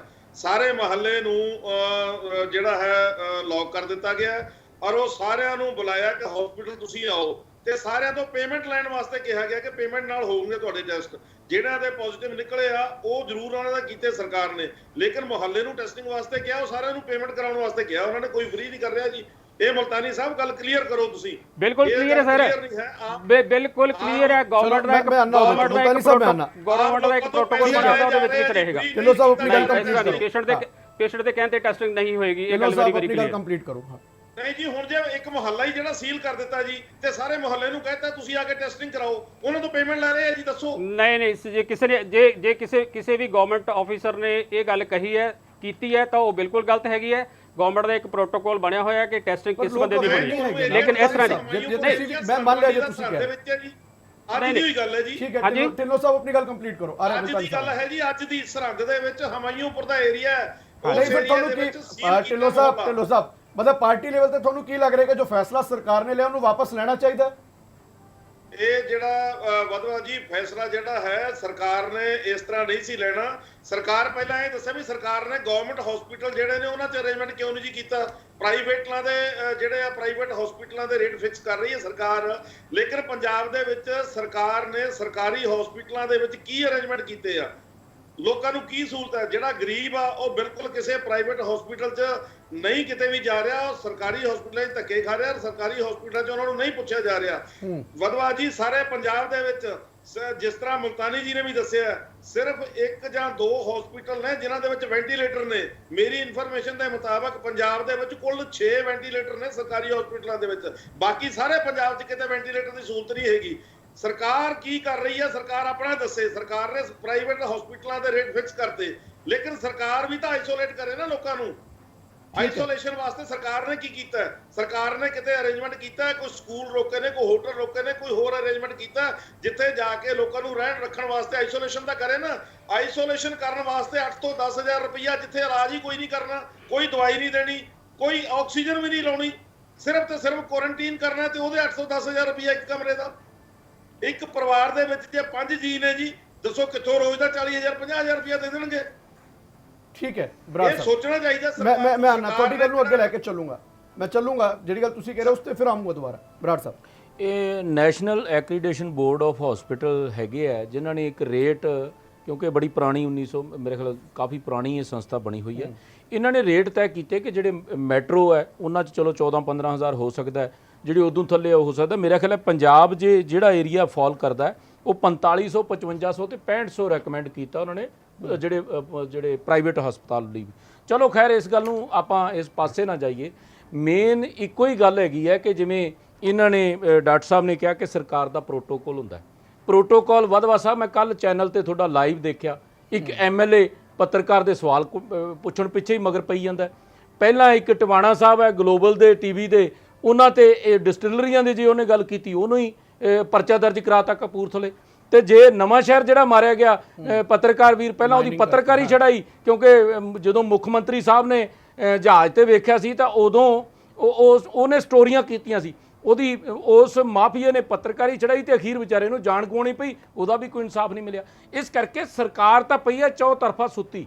ਸਵਾਲ ਇਸ ਗੱਲ ਦਾ ਹੈ ਵੀ ਜੇ ਸਾਰਾ ਇਲਾਜ ਮੁਫਤ ਕਰਾਉਣਾ ਹੈ ਤੇ ਫਿਰ ਸਰਕਾਰੀ ਹਸਪਤਾਲ ਸਾਡੇ ਕੋਲੇ ਬਹੁਤ ਹੈਗੇ ਆ, ਤੇ ਜੇ ਨਹੀਂ ਬਹੁਤ ਹੈਗੇ ਤਾਂ ਸਰਕਾਰ ਜੇ ਪ੍ਰਾਈਵੇਟ ਕਰਦੀ ਹੈ, ਹੁਣ ਡਾਕਟਰ ਸਾਹਿਬ ਨੇ ਕਹਿਤਾ ਰეკਮੈਂਡ ਹੋਣਗੇ, ਤੇ ਰეკਮੈਂਡੇਸ਼ਨ ਦੇ ਵਿੱਚ ਫੇਰ ਹੋਊਗਾ ਕਿ ਗਰੀਬ ਤਾਂ ਵਿਚਾਰਾ ਪਿਆ ਤੜਫੀ ਜਾਂਦਾ ਹੋਊਗਾ ਤੇ ਪਹੁੰਚ ਵਾਲਾ ਜਿਹੜਾ ਹੈਗਾ ਉਧਰ ਨੂੰ ਤਰਪੂਗਾ, ਕਿਉਂਕਿ ਸਰਕਾਰ ਨੇ ਪੈਸੇ ਦੇਣੇ ਆ ਜਿਵੇਂ ਇਹ ਕਹਿੰਦੇ, ਹਾਲਾਂਕਿ ਦੇਣੇ ਦੂਣੇ ਨਹੀਂ ਹੈ। ਨਹੀਂ ਤਾਂ ਡਿਜ਼ਾਸਟਰ ਮੈਨੇਜਮੈਂਟ ਦਾ ਜਿਹੜਾ 6000 ਕਰੋੜ ਰੁਪਇਆ ਪਿਆ, ਕੋਈ ਇੱਕ ਵੀ ਵੈਂਟੀਲੇਟਰ ਖਰੀਦਿਆ ਸਰਕਾਰ ਨੇ ਕੋਵਿਡ ਦੇ ਦੌਰਾਨ? ਕੋਈ ਹੋਰ ਕੰਮ ਕੀਤਾ ਹੋਵੇ? ਹਾਂ, ਇੱਕ ਕੰਮ ਕੀਤਾ, ਬੜੇ ਵੱਡੇ ਘਪਲੇ ਇਹ ਜਿਹੜਾ ਕੋਵਿਡ ਦੇ ਦੌਰਾਨ, ਜਿਹੜੇ ਕਰੋਨਾ ਦੀ ਬਿਮਾਰੀ ਦੇ ਦੌਰਾਨ ਸਾਹਮਣੇ ਆ ਗਿਆ। ਹੈਲਥ ਮਿਨਿਸਟਰ ਸਾਹਿਬ ਦੇ ਸਾਹਮਣੇ ਆ ਗਿਆ, ਇਹਨਾਂ ਦਾ ਮੈਂਬਰ ਪਾਰਲੀਮੈਂਟ ਸੈਂਟਰ ਨੂੰ ਲਿਖੀ ਜਾਂਦਾ ਕਿ ਤੁਸੀਂ ਇਹਦੀ ਪੜਤਾਲ ਕਰੋ ਕਿਉਂਕਿ ਪੰਜਾਬ 'ਚ ਤਾਂ ਭਰੋਸਾ ਨਹੀਂ ਹੈ। ਇਸੇ ਤਰ੍ਹਾਂ ਪਹਿਲਾਂ ਕਿ ਉਹ 200 ਕਰੋੜ ਦੀਆਂ ਗੋਲੀਆਂ ਦਾ ਕਿੱਡਾ ਵੱਡਾ ਸਕੈਂਡਲ ਸਾਹਮਣੇ ਆ ਗਿਆ, ਹੋਰ ਪਤਾ ਨਹੀਂ ਕੀ ਆਈ ਜਾਂਦਾ। ਇਸ ਕਰਕੇ ਸਰਕਾਰ ਨਾਂ ਦੀ ਚੀਜ਼ ਧਰਤੀ ਤੇ ਹੈ ਨਹੀਂ ਹੈ, ਨਾ ਸਧਾਰਨ ਲੋਕਾਂ ਬਾਰੇ ਸਰਕਾਰ ਕੋਈ ਸੋਚ ਹੀ ਰਹੀ ਹੈ। ਇਹ ਪਤਾ ਨਹੀਂ ਕਿਹੜੀ ਲੌਬੀ ਜਾ ਕੇ ਮਿਲੀ ਹੈ, ਕੀ ਮਿਲੀ ਹੈ, ਕਿਹਨੂੰ ਫਾਇਦਾ ਦੇਣਾ। ਇਹ ਆਉਣ ਵਾਲੇ ਦਿਨਾਂ ਦੇ ਵਿੱਚ ਹੋਰ ਸਕੈਂਡਲ ਵੱਡਾ ਬਣ ਕੇ ਸਾਹਮਣੇ ਆਊਗਾ। ਸਰਕਾਰ ਦਾ ਅਤ ਨਿੰਦਣਯੋਗ ਫੈਸਲਾ ਤੁਰੰਤ ਸਾਰਿਆਂ ਨੂੰ ਸਹੂਲਤ ਦੇਣੀ ਚਾਹੀਦੀ ਹੈ। ਤੁਹਾਨੂੰ ਲੱਗਦਾ ਨਹੀਂ ਕਿ ਜੋ ਗੱਲ ਉੱਥੇ ਆ ਰਹੀ ਸੀ ਸਰਬਤ ਸਿਹਤ ਬੀਮਾ ਯੋਜਨਾ ਦੇ ਤਹਿਤ ਹੀ ਘੱਟੋ ਘੱਟ ਲੋਕਾਂ ਨੂੰ ਅਵੇਅਰ ਕਰ ਦਿੱਤਾ ਜਾਂਦਾ ਕਿ ਭਾਈ ਇਹਨਾਂ ਹਸਪਤਾਲਾਂ ਜਾ ਕੇ ਤੁਸੀਂ ਕਰਾਓ ਆਪਣਾ ਇਲਾਜ, ਪੈਸਾ ਸੈਂਟਰ ਸਰਕਾਰ ਤੋਂ ਆਏਗਾ ਜਾਂ ਅਸੀਂ ਦੇਵਾਂਗੇ? ਮੈਂ ਬੇਨਤੀ ਇਹ ਕਰਾਂ ਕਿ ਸਰਕਾਰ ਨੇ ਕੱਲੀਆਂ ਫਿਗਰਾਂ ਜਾਰੀ ਕੀਤੀਆਂ, ਇਹ ਕੋਈ ਇਹਨਾਂ ਨੇ ਗਾਂ ਰਿਨਿਊ ਨਹੀਂ ਕੀਤੇ, ਕਿਉਂਕਿ ਮੋਦੀ ਸਾਹਿਬ ਦੀ ਸਰਕਾਰ ਦੀ ਸਕੀਮ ਸੀ ਤੇ ਇਹਨਾਂ ਨੇ ਇੱਕ ਅੜੀ ਬਣਾ ਕੇ ਰੱਖੀ ਤੇ ਜਦੋਂ ਨੂੰ ਸ਼ੁਰੂ ਹੋਈ ਹੈ ਮੁੜ ਕੇ ਹਲੇ ਤੀਕ ਸਿਰੇ ਨਹੀਂ ਲੱਗੀ। ਇੱਕ ਮੈਂ ਬੇਨਤੀ ਕਰਦਿਆਂ, ਦੂਜੀ ਮੈਂ ਬੇਨਤੀ ਇਹ ਕਰਦਿਆਂ, ਸੈਂਟਰ ਸਰਕਾਰ ਵੀ ਐਲਾਨ ਕਰ ਚੁੱਕੀ ਹੈ ਔਰ ਪੰਜਾਬ ਸਰਕਾਰ ਵੀ ਐਲਾਨ ਕਰ ਚੁੱਕੀ ਹੈ ਕਿ ਇਲਾਜ ਮੁਫਤ ਹੋਊਗਾ, ਤੇ ਫਿਰ ਰੇਟ ਜਾਂ ਪੈਸੇ ਕਾਹਦੇ ਲਈ ਬੰਨਣੇ ਹੈਗੇ ਆ? ਫਿਰ ਜਿਹੜਾ ਦੇਣਾ ਆਪੇ ਸਰਕਾਰ ਆਪਦੇ ਖਜ਼ਾਨੇ ਚੋਂ ਦੇਵੇ, ਉਹ ਬਿੱਲ ਕਲੇਮ ਕਰਨ ਜਾਂ ਜੋ ਕਰਨ ਪਤਾ ਲੱਗ ਜਾਊਗਾ। ਪਰ ਅਸਲੀਅਤ ਦੇ ਵਿੱਚ ਇਹ ਹੈਗੀ ਆ ਕਿ ਸਰਕਾਰ ਕਿਸੇ ਦੀ ਬਾਂਹ ਨਹੀਂ ਫੜ ਰਹੀ। ਅੱਜ ਜਿਵੇਂ ਢਿੱਲੋਂ ਸਾਹਿਬ ਨੇ ਦੱਸਿਆ, ਤੇ ਜੇ ਟੈਸਟ ਕਰਾਉਣ ਦੇ ਵੀ 4500 ਜਾਂ 5000 ਰੁਪਇਆ ਲੈ ਰਹੇ ਆ, ਜਿਹੜਾ ਕਿ ਆਹ ਇਹਨਾਂ ਦੀ ਨੈਸ਼ਨਲ ਐਕਰੀਡੇਸ਼ਨ ਵਾਲੇ ਕਹਿ ਰਹੇ ਆ 2500 ਤੋਂ ਵੱਧ ਨਹੀਂ ਹੋਣਾ ਚਾਹੀਦਾ, ਤੇ ਜੇ 4500 5-5000 ਰੁਪਇਆ ਮੰਗੀ ਜਾਂਦੇ ਆ, ਇੱਕ ਟੱਬਰ ਦਾ ਗਰੀਬ ਦੇ 7 ਜੀ ਹੋਣਗੇ ਤੇ ਤੁਸੀਂ ਅੰਦਾਜ਼ਾ ਲਾਓ ਕਿ ਉਹ ਤਾਂ ਇਕੱਲੇ ਟੈਸਟ ਕਰਾਉਣ 'ਚ ਹੀ ਮਾਰਿਆ ਗਿਆ, ਬਾਕੀ ਦੀਆਂ ਗੱਲਾਂ ਕਿੱਥੇ ਜਾਣਗੀਆਂ? ਔਰ ਇੱਥੋਂ ਤੱਕ ਦੀ ਗੱਲ ਹੈ, ਮੈਂ ਹੈਰਾਨੀ ਮੰਨਦਾ, ਹਫਤਾ 10-10 ਦਿਨ ਜਿਹੜੇ ਹੈਗੇ ਆ ਉਹਨਾਂ ਦੇ ਟੈਸਟ ਵੀ ਨਹੀਂ ਲਏ ਜਾਂਦੇ, ਕਈਆਂ ਦੇ ਜਿਨ੍ਹਾਂ ਦੇ ਸਿੰਪਟਮ ਪਾਏ ਜਾਂਦੇ ਆ, ਤੇ ਉਹਨਾਂ ਨੂੰ ਕੋਈ ਪੁੱਛ ਹੀ ਨਹੀਂ ਰਿਹਾ, ਤੜਫਦੇ ਪਏ ਆ ਵਿਚਾਰੇ, ਨਾ ਕੋਈ ਸਹੂਲਤ ਹੈ ਨਾ ਕੁਝ ਹੋਰ ਹੈ। ਜਿਵੇਂ ਇੱਕ ਕਹਿੰਦੇ ਆ ਡੰਗਰਾਂ ਨੂੰ ਤਾੜਨਾ ਹੁੰਦਾ, ਇਹੋ ਜਿਹੇ ਥਾਂ ਤੇ ਕੁਆਰੰਟਾਈਨ ਜਾ ਕੇ ਕਰ ਦਿੰਦੇ ਆ, ਕੋਈ ਉਹਨਾਂ ਨੂੰ ਪੁੱਛਦਾ ਨਹੀਂ, ਕੋਈ ਦੱਸਦਾ ਨਹੀਂ, ਤੇ ਜਦੋਂ ਵੀਡੀਓ ਬਾਹਰ ਆਉਂਦੀਆਂ ਫਿਰ ਸਾਰਾ ਕੁਝ ਤੁਹਾਡੇ ਸਾਹਮਣੇ ਆਉਂਦਾ। ਬਲੀਏਵਾਲ ਸਾਹਿਬ, ਗੱਲ ਮੈਂ ਉਹੀ ਗੱਲ ਕੀਤੀ ਕਿ ਬਰਾੜ ਸਾਹਿਬ ਨੂੰ ਇੱਕ ਬੇਨਤੀ ਕੀਤੀ ਕਿ ਸੈਂਟਰ ਫਿਕਸ ਕਰ ਦੇ, ਉਸ ਤੇ ਗੱਲ ਕਰਦੇ ਨਹੀਂ ਪਏ। ਤੁਸੀਂ ਸੁੱਤੇ ਰਹੋ, ਤੁਸੀਂ ਨਾ ਕੋਈ ਕੰਮ ਕਰਿਓ। ਬਟ ਗੱਲ ਇਹ ਆ ਬਰਾੜ ਸਾਹਿਬ, ਬੜੀ ਕਲੈਰਿਟੀ ਹੋ ਚੁੱਕੀ। ਮੈਂ ਕਿਹਾ ਅਸੀਂ ਸਾਰਾ ਕੁਝ ਤੁਹਾਡਾ ਮੰਨਿਆ, ਤੁਸੀਂ ਕਰੋ। ਇਹ 10 ਲੱਖ 10,000 ਕੇਸ ਹੋ ਗਿਆ ਬਰਾੜ ਸਾਹਿਬ, ਤੇ ਪੰਜਾਬ ਦਾ ਕੇਸ ਤਾਂ 10,000 ਵੀ ਟੱਪਿਆ ਹਜੇ। ਉਹ ਤੁਹਾਡੀ ਕਾਰਜਕਾਰੀ ਕਰਕੇ ਨਹੀਂ, ਉਹ ਵਾਹਿਗੁਰੂ ਦੀ ਕਿਰਪਾ ਕਹਿ ਲਈਏ ਜਾਂ ਪੰਜਾਬੀਆਂ ਦਾ ਜੁੱਸਾ ਕਹਿ ਲਈਏ। ਸਾਡੀ ਕਾਰਗੁਜ਼ਾਰੀ ਹੈ, ਉਹ ਸਾਡੀ ਨਹੀਂ ਹੁਣ ਨਾ ਕਹੋ। ਇਹ ਕੈਪਟਨ ਅਮਰਿੰਦਰ ਸਿੰਘ ਦਾ ਜਿਹੜੇ ਫੈਸਲੇ ਲਏ ਹੋਏ ਆ ਨਾ ਕੜੇ, ਉਹਦੇ ਕਰਕੇ ਹੋਇਆ, ਤੁਹਾਡੀਆਂ ਸਰਕਾਰਾਂ ਨਹੀਂ। ਬਾਕੀ ਮੁਲਕ ਦੇ ਵਿੱਚ ਕੀ ਹਾਲ ਹੋਇਆ ਪਿਆ ਉੱਥੇ, ਇਹਨਾਂ ਗੱਲਾਂ ਕਰਕੇ ਵੀ ਆਪਾਂ ਕਰ ਲਈਏ। ਇਹਨਾਂ ਨੇ ਫੈਸਲੇ ਲਏ ਨੇ ਜੋ ਵੀ ਹੈਗੇ ਨੇ ਵਧੀਆ ਨੇ। ਜਿਹੜਾ ਤੁਸੀਂ ਕਲੇਮ ਪਾ ਰਹੇ ਹੋ ਕਿ ਪੰਜਾਬ ਹੁਣ ਦੀ ਘੜੀ ਸੇਫ ਹੈ, ਪੰਜਾਬ ਦੇ ਵਿੱਚ ਜਿਹੜਾ ਹੈਗਾ ਕੇਸ ਘੱਟ ਹੈਗੇ ਨੇ, ਜਿਨ੍ਹਾਂ ਨੇ ਇਹ ਸਾਰਾ ਕੰਮ ਕੀਤਾ ਉਹਨਾਂ ਨੂੰ ਤੁਸੀਂ ਸੜਕਾਂ ਤੇ ਰੁਲਾ ਲਿਓ। ਅੱਜ ਤੁਹਾਨੂੰ ਪਤਾ ਇਸ ਗੱਲ ਦਾ ਕਿ ਪੰਜਾਬ ਦਾ ਥੱਲੇ ਵਾਲਾ ਸਾਰਾ ਸਟਾਫ ਜਿਹੜਾ ਹੈਗਾ ਉਹ ਸਟ੍ਰਾਈਕ ਕਰਨ ਨੂੰ ਤਿਆਰ ਹੈ, ਪਤਾ ਤੁਹਾਨੂੰ ਇਸ ਗੱਲ ਦਾ? ਆਸ਼ਾ ਵਰਕਰਸ ਨੇ ਕੱਲ ਵਾਸਤੇ ਦਿੱਤੀ ਹੋਈ ਹੈ ਕਾਲ, ਔਰ ANMs, multipurpose health worker, LTs, pharmacist, ਉਹ ਕੱਲ ਨਹੀਂ ਤਾਂ ਪਰਸੋਂ ਚਲੇ ਜਾਣਗੇ। ਉਹਨਾਂ ਨੂੰ ਤੁਸੀਂ ਜਿਹੜਾ ਹੈਗਾ 15 ਸਾਲ ਹੋ ਗਏ ਉਹਨਾਂ ਨੂੰ ਨੌਕਰੀ ਕਰਦਿਆਂ ਨੂੰ, ਉਹਨਾਂ ਨੂੰ ਤੁਸੀਂ ਉਹ ਕਹਿੰਦੇ ਸਾਨੂੰ ਤੁਸੀਂ ਰੈਗੂਲਰ ਕਰੋ, ਜਦੋਂ ਉਹਨਾਂ ਦਾ ਹੱਕ ਬੰਦਾ 15 ਸਾਲ ਵਾਸਤੇ। ਤੁਸੀਂ ਕਹਿੰਦੇ ਜੀ ਅਸੀਂ ਤੁਹਾਡੀ ਨਵੀਂ ਭਰਤੀ ਕਰਾਂਗੇ, ਨਵੀਂ ਭਰਤੀ ਕਰੋ। 4245 ਤੁਸੀਂ ਸੀਟਾਂ ਕੱਢੀਆਂ ਨੇ, ਵੈਰੀ ਗੁੱਡ, ਅਸੀਂ ਕਹਿੰਦੇ ਚੰਗੀ ਗੱਲ ਕੀਤੀ ਹੈ। ਲੇਕਿਨ ਜਿਹੜੇ ਬੰਦੇ ਦਾ 15 ਸਾਲ, ਉਹਨਾਂ ਦੇ ਤੁਸੀਂ ਫੁੱਲ ਦਾ ਬਰਸਾਤੇ ਹੋਣੀ, ਉਹਨਾਂ ਦੇ ਗਲਾਂ 'ਚ ਹਾਰ ਪਾਤੇ। ਉਹਦੇ ਨਾਲ ਕੋਵਿਡ ਰੁਕਿਆ ਜਿਨ੍ਹਾਂ ਨੇ, ਉਹਨਾਂ ਨੇ ਜਿਹੜੇ ਫਰੰਟ ਤੇ ਜਾ ਕੇ ਗੱਲ ਕੀਤੀ ਹੈ। ਕੋਵਿਡ ਇਸ ਕਰਕੇ ਰੁਕਿਆ ਕਿ ਉਹ ਘਰ ਗਏ ਨੇ, ਅੱਜ ਉਹ ਉਸ ਗੱਲ ਦੀ ਡਿਮਾਂਡ ਕਰਦੇ ਨੇ, ਔਰ ਉਸ ਤੋਂ ਪਹਿਲਾਂ ਵੀ ਡਿਮਾਂਡ ਕਰਦੇ ਸੀਗੇ। ਤੁਸੀਂ ਕਿਸ ਗੱਲ ਦਾ ਕਲੇਮ ਲੈਣੇ ਹੋ ਵਿੱਚ? ਤੁਸੀਂ ਤਾਂ ਆਪਣੇ ਕਮਰੇ 'ਚ ਬੈਠੇ, ਤੁਹਾਡੇ ਕਿੰਨੇ ਆਫੀਸਰ ਨੇ, ਤੁਹਾਡੇ ਕਿੰਨੇ ਤੁਹਾਡੇ ਮਿਨਿਸਟਰ ਨੇ ਜਿਨ੍ਹਾਂ ਨੇ ਕੋਵਿਡ, ਮੇਰੀ ਗੱਲ ਦਾ ਜਵਾਬ ਦਿਓ ਤੁਸੀਂ, ਕਿੰਨੇ ਕੋਵਿਡ ਨੇ ਦੇ ਮਰੀਜ਼ ਦੇ ਕੋਲ ਖੜੇ ਹੋ ਕੇ ਫੋਟੋ ਖਿਚਾਈ ਹੈ। ਸਿਹਤ ਮਹਿਕਮੇ ਦੀ ਸਿਹਤ ਖਰਾਬ ਹੈ, ਆਪਾਂ ਨੂੰ ਮੰਨ ਲੈਣਾ ਚਾਹੀਦਾ ਹੈ।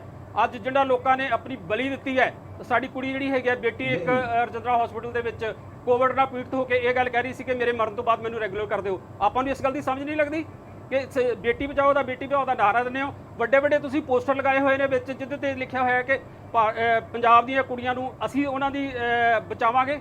ਇਹ ਬਚਾਓਗੇ ਤੁਸੀਂ? 5000 7000 2000 ਵਾਸਤੇ ਘਰੋਂ ਸਾਡੀ ਬੇਟੀ ਸਾਡੀ ਭੈਣ ਚਲਦੀ ਹੈ ਔਰ ਉਹ ਸਾਰਾ ਦਿਨ 24 ਘੰਟੇ ਕੰਮ ਕਰਦੀ ਹੈ, ਮੌਤ ਦੇ ਨਾਲ ਉਹ ਲੜਾਈ ਕਰਦੀ ਹੈ। ਤੁਸੀਂ ਕਹਿੰਦੇ ਹੋ ਜੀ ਅਸੀਂ ਕੀਤਾ, ਕਿਸ ਨੇ ਕੀਤਾ? ਇਸ ਗੱਲ ਦਾ ਜਵਾਬ ਦਿਓ ਤੁਸੀਂ, ਕਿਸ ਨੇ ਕੀਤਾ? ਔਰ ਤੁਹਾਡੇ ਜਿਹੜੇ ਸਿਵਲ ਹਸਪੀਟਲ ਨੇ ਉਹਨਾਂ ਦੇ ਮੇਰੀ ਗੱਲ ਸੁਣ ਲਓ, ਗੱਲ ਸੁਣ ਕੇ ਫਿਰ ਉਸ ਦਾ ਜਵਾਬ ਦਿਓ। ਸਿਵਲ ਹਸਪੀਟਲ ਜਿਹੜੇ ਹੈਗੇ ਨੇ 22 ਡਿਸਟ੍ਰਿਕਟ ਹਸਪੀਟਲ ਨੇ, ਕਿੰਨੇ ਹਸਪੀਟਲ ਦੇ ਵਿੱਚ ਤੁਹਾਡੇ ਕੋਲ ਆਈਸੀਯੂ ਹੈਗੇ ਨੇ? ਵੈਂਟੀਲੇਟਰ ਦੀ ਗੱਲ ਵੀ ਛੱਡ ਦਿਓ ਤੁਸੀਂ, ਅਜੇ ਤੱਕ ਕਿੰਨੇ ਹਸਪੀਟਲ ਦੇ ਵਿੱਚ ਆਈਸੀਯੂ ਨੇ? ਤੁਹਾਡੇ ਉਹ ਹਸਪੀਟਲ ਜਿਹੜੇ ਹੈਗੇ ਨੇ ਜਿਨ੍ਹਾਂ ਨੂੰ ਚਿੱਟੇ ਹਾਥੀ ਕਹਿੰਦੇ ਆਪਾਂ, ਉਹ ਖੜੇ ਆ, ਕਰੋੜਾਂ ਰੁਪਏ ਲੱਗੇ ਆ। ਉਸ ਜਾਓ ਜਲਾਲਾਬਾਦ ਦਾ 300 ਕਮਰੇ ਦਾ ਹਸਪਤਾਲ, ਕਿੰਨੇ ਆਈਸੀਯੂ ਉੱਥੇ ਲੱਗੇ ਹੋਏ ਆ?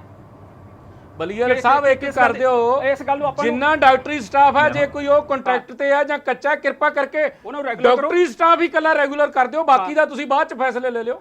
ਜਿਹੜੇ ਫਰੰਟ ਵਾਰੀਅਰ ਹੈਗੇ ਘੱਟੋ ਘੱਟ ਉਹਨਾਂ ਨੂੰ, ਜਿਹੜੀਆਂ ਨਰਸਾਂ ਦੀ ਗੱਲ ਡਾਕਟਰ ਸਾਹਿਬ ਕਰ ਰਹੇ ਆ ਜਾਂ ਹੋਰ ਵੀ ਜਿਹੜੇ ਵੀ ਡਾਕਟਰੀ ਲਾਈਨ 'ਚ ਜਿਹੜੇ ਫਰੰਟ ਵਾਰੀਅਰ ਹੈਗੇ ਘੱਟੋ ਘੱਟ ਉਹਨਾਂ ਨੂੰ ਤਾਂ ਪੱਕੇ ਕਰ ਦਿਓ ਜਿਹਨਾਂ ਵਾਅਦੇ ਕੀਤੇ ਸੀ। ਤੁਸੀਂ ਕ੍ਰੈਡਿਟ ਲੈ ਰਹੇ ਹੋ ਏਸੀ ਰੂਮ ਵਿੱਚ ਬੈਠਣ ਦਾ, ਇਹ ਕ੍ਰੈਡਿਟ ਤੁਹਾਨੂੰ ਨਹੀਂ ਮਿਲਣਾ। ਮੈਂ ਕਹਿ ਰਿਹਾ, ਓਪਨਲੀ ਕਹਿ ਰਿਹਾ, ਤੁਹਾਨੂੰ ਇਹ ਕ੍ਰੈਡਿਟ ਨਹੀਂ, ਕ੍ਰੈਡਿਟ ਜਾਏਗਾ ਉਹਨਾਂ ਸਾਡੀਆਂ ਭੈਣਾਂ ਨੂੰ, ਬੇਟੀਆਂ ਨੂੰ, ਭਰਾਵਾਂ ਨੂੰ ਜਿਹੜੇ ਫਰੰਟ ਤੇ ਜਾ ਕੇ ਲੋਕਾਂ ਦੇ ਘਰ ਗਏ ਨੇ ਅੱਜ, ਔਰ ਆਪਣੀ ਜਿਹੜੀ ਜਾਨ ਹੈਗੀ ਆ, ਆਪਣੇ ਛੋਟੇ ਬੱਚਿਆਂ ਨੂੰ ਘਰੋਂ ਛੱਡ ਕੇ, ਆਪਣੇ ਮਾਪਿਆਂ ਨੂੰ ਘਰ ਵੜ ਕੇ ਇੱਥੇ ਤੱਕ ਹੋਇਆ, ਉਹਨਾਂ ਨੂੰ ਘਰ ਤਾਂ ਵੜਨ ਨਹੀਂ ਦਿੱਤਾ ਕਿਸੇ ਨੇ। ਕਹਿੰਦੇ ਨਹੀਂ ਜੀ ਇਹ ਤਾਂ ਕੋਵਿਡ ਵਾਲੀ ਬਿਮਾਰੀ ਵਾਲਾ ਹੋ ਸਕਦਾ।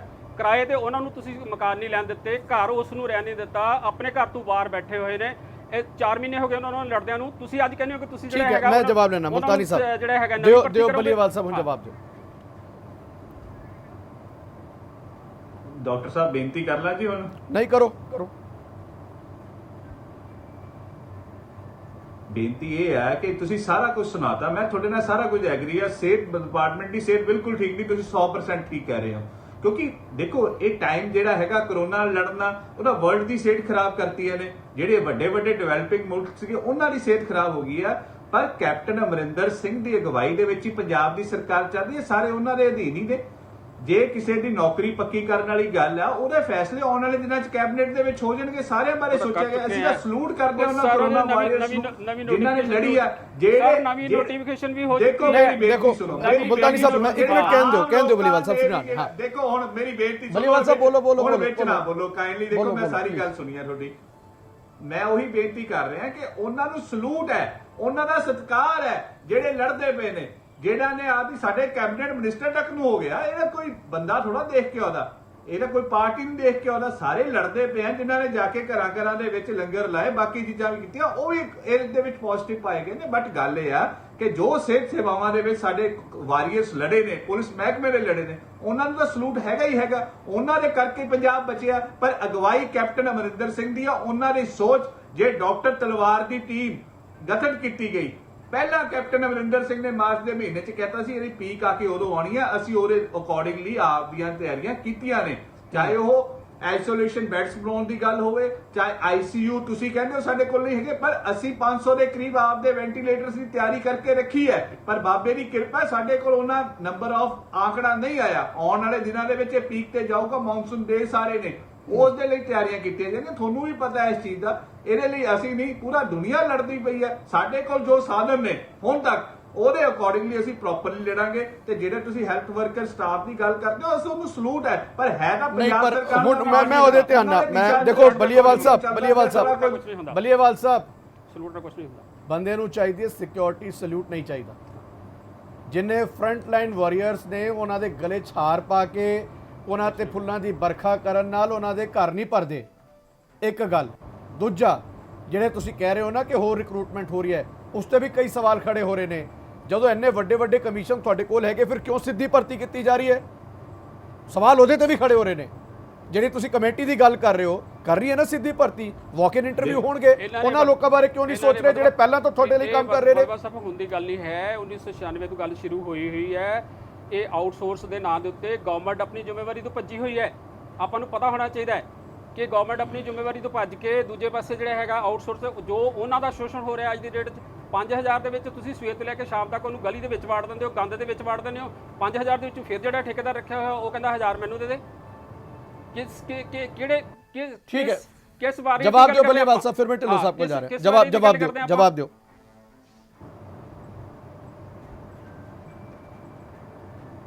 बलियावाल साहब, आवाज आ रही है?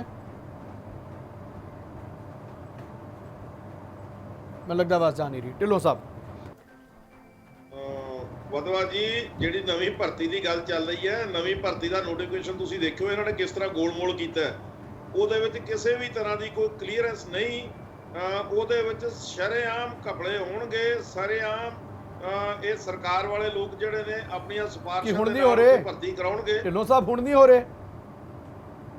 ਹੈਲੋ ਢਿੱਲੋਂ ਸਾਹਿਬ ਕੀ ਹੁਣ ਨਹੀਂ ਹੋ ਰਹੇ ਘਪਲੇ? ਹੋ ਰਹੇ ਜੀ, ਹੋ ਰਹੇ ਘਪਲਿਆਂ ਦੀ। ਤੇ ਮੈਂ ਆ ਰਿਹਾ ਜੀ, ਘਪਲਿਆਂ ਦੀ ਗੱਲ ਕਰ ਰਿਹਾ ਵਧਵਾ ਜੀ।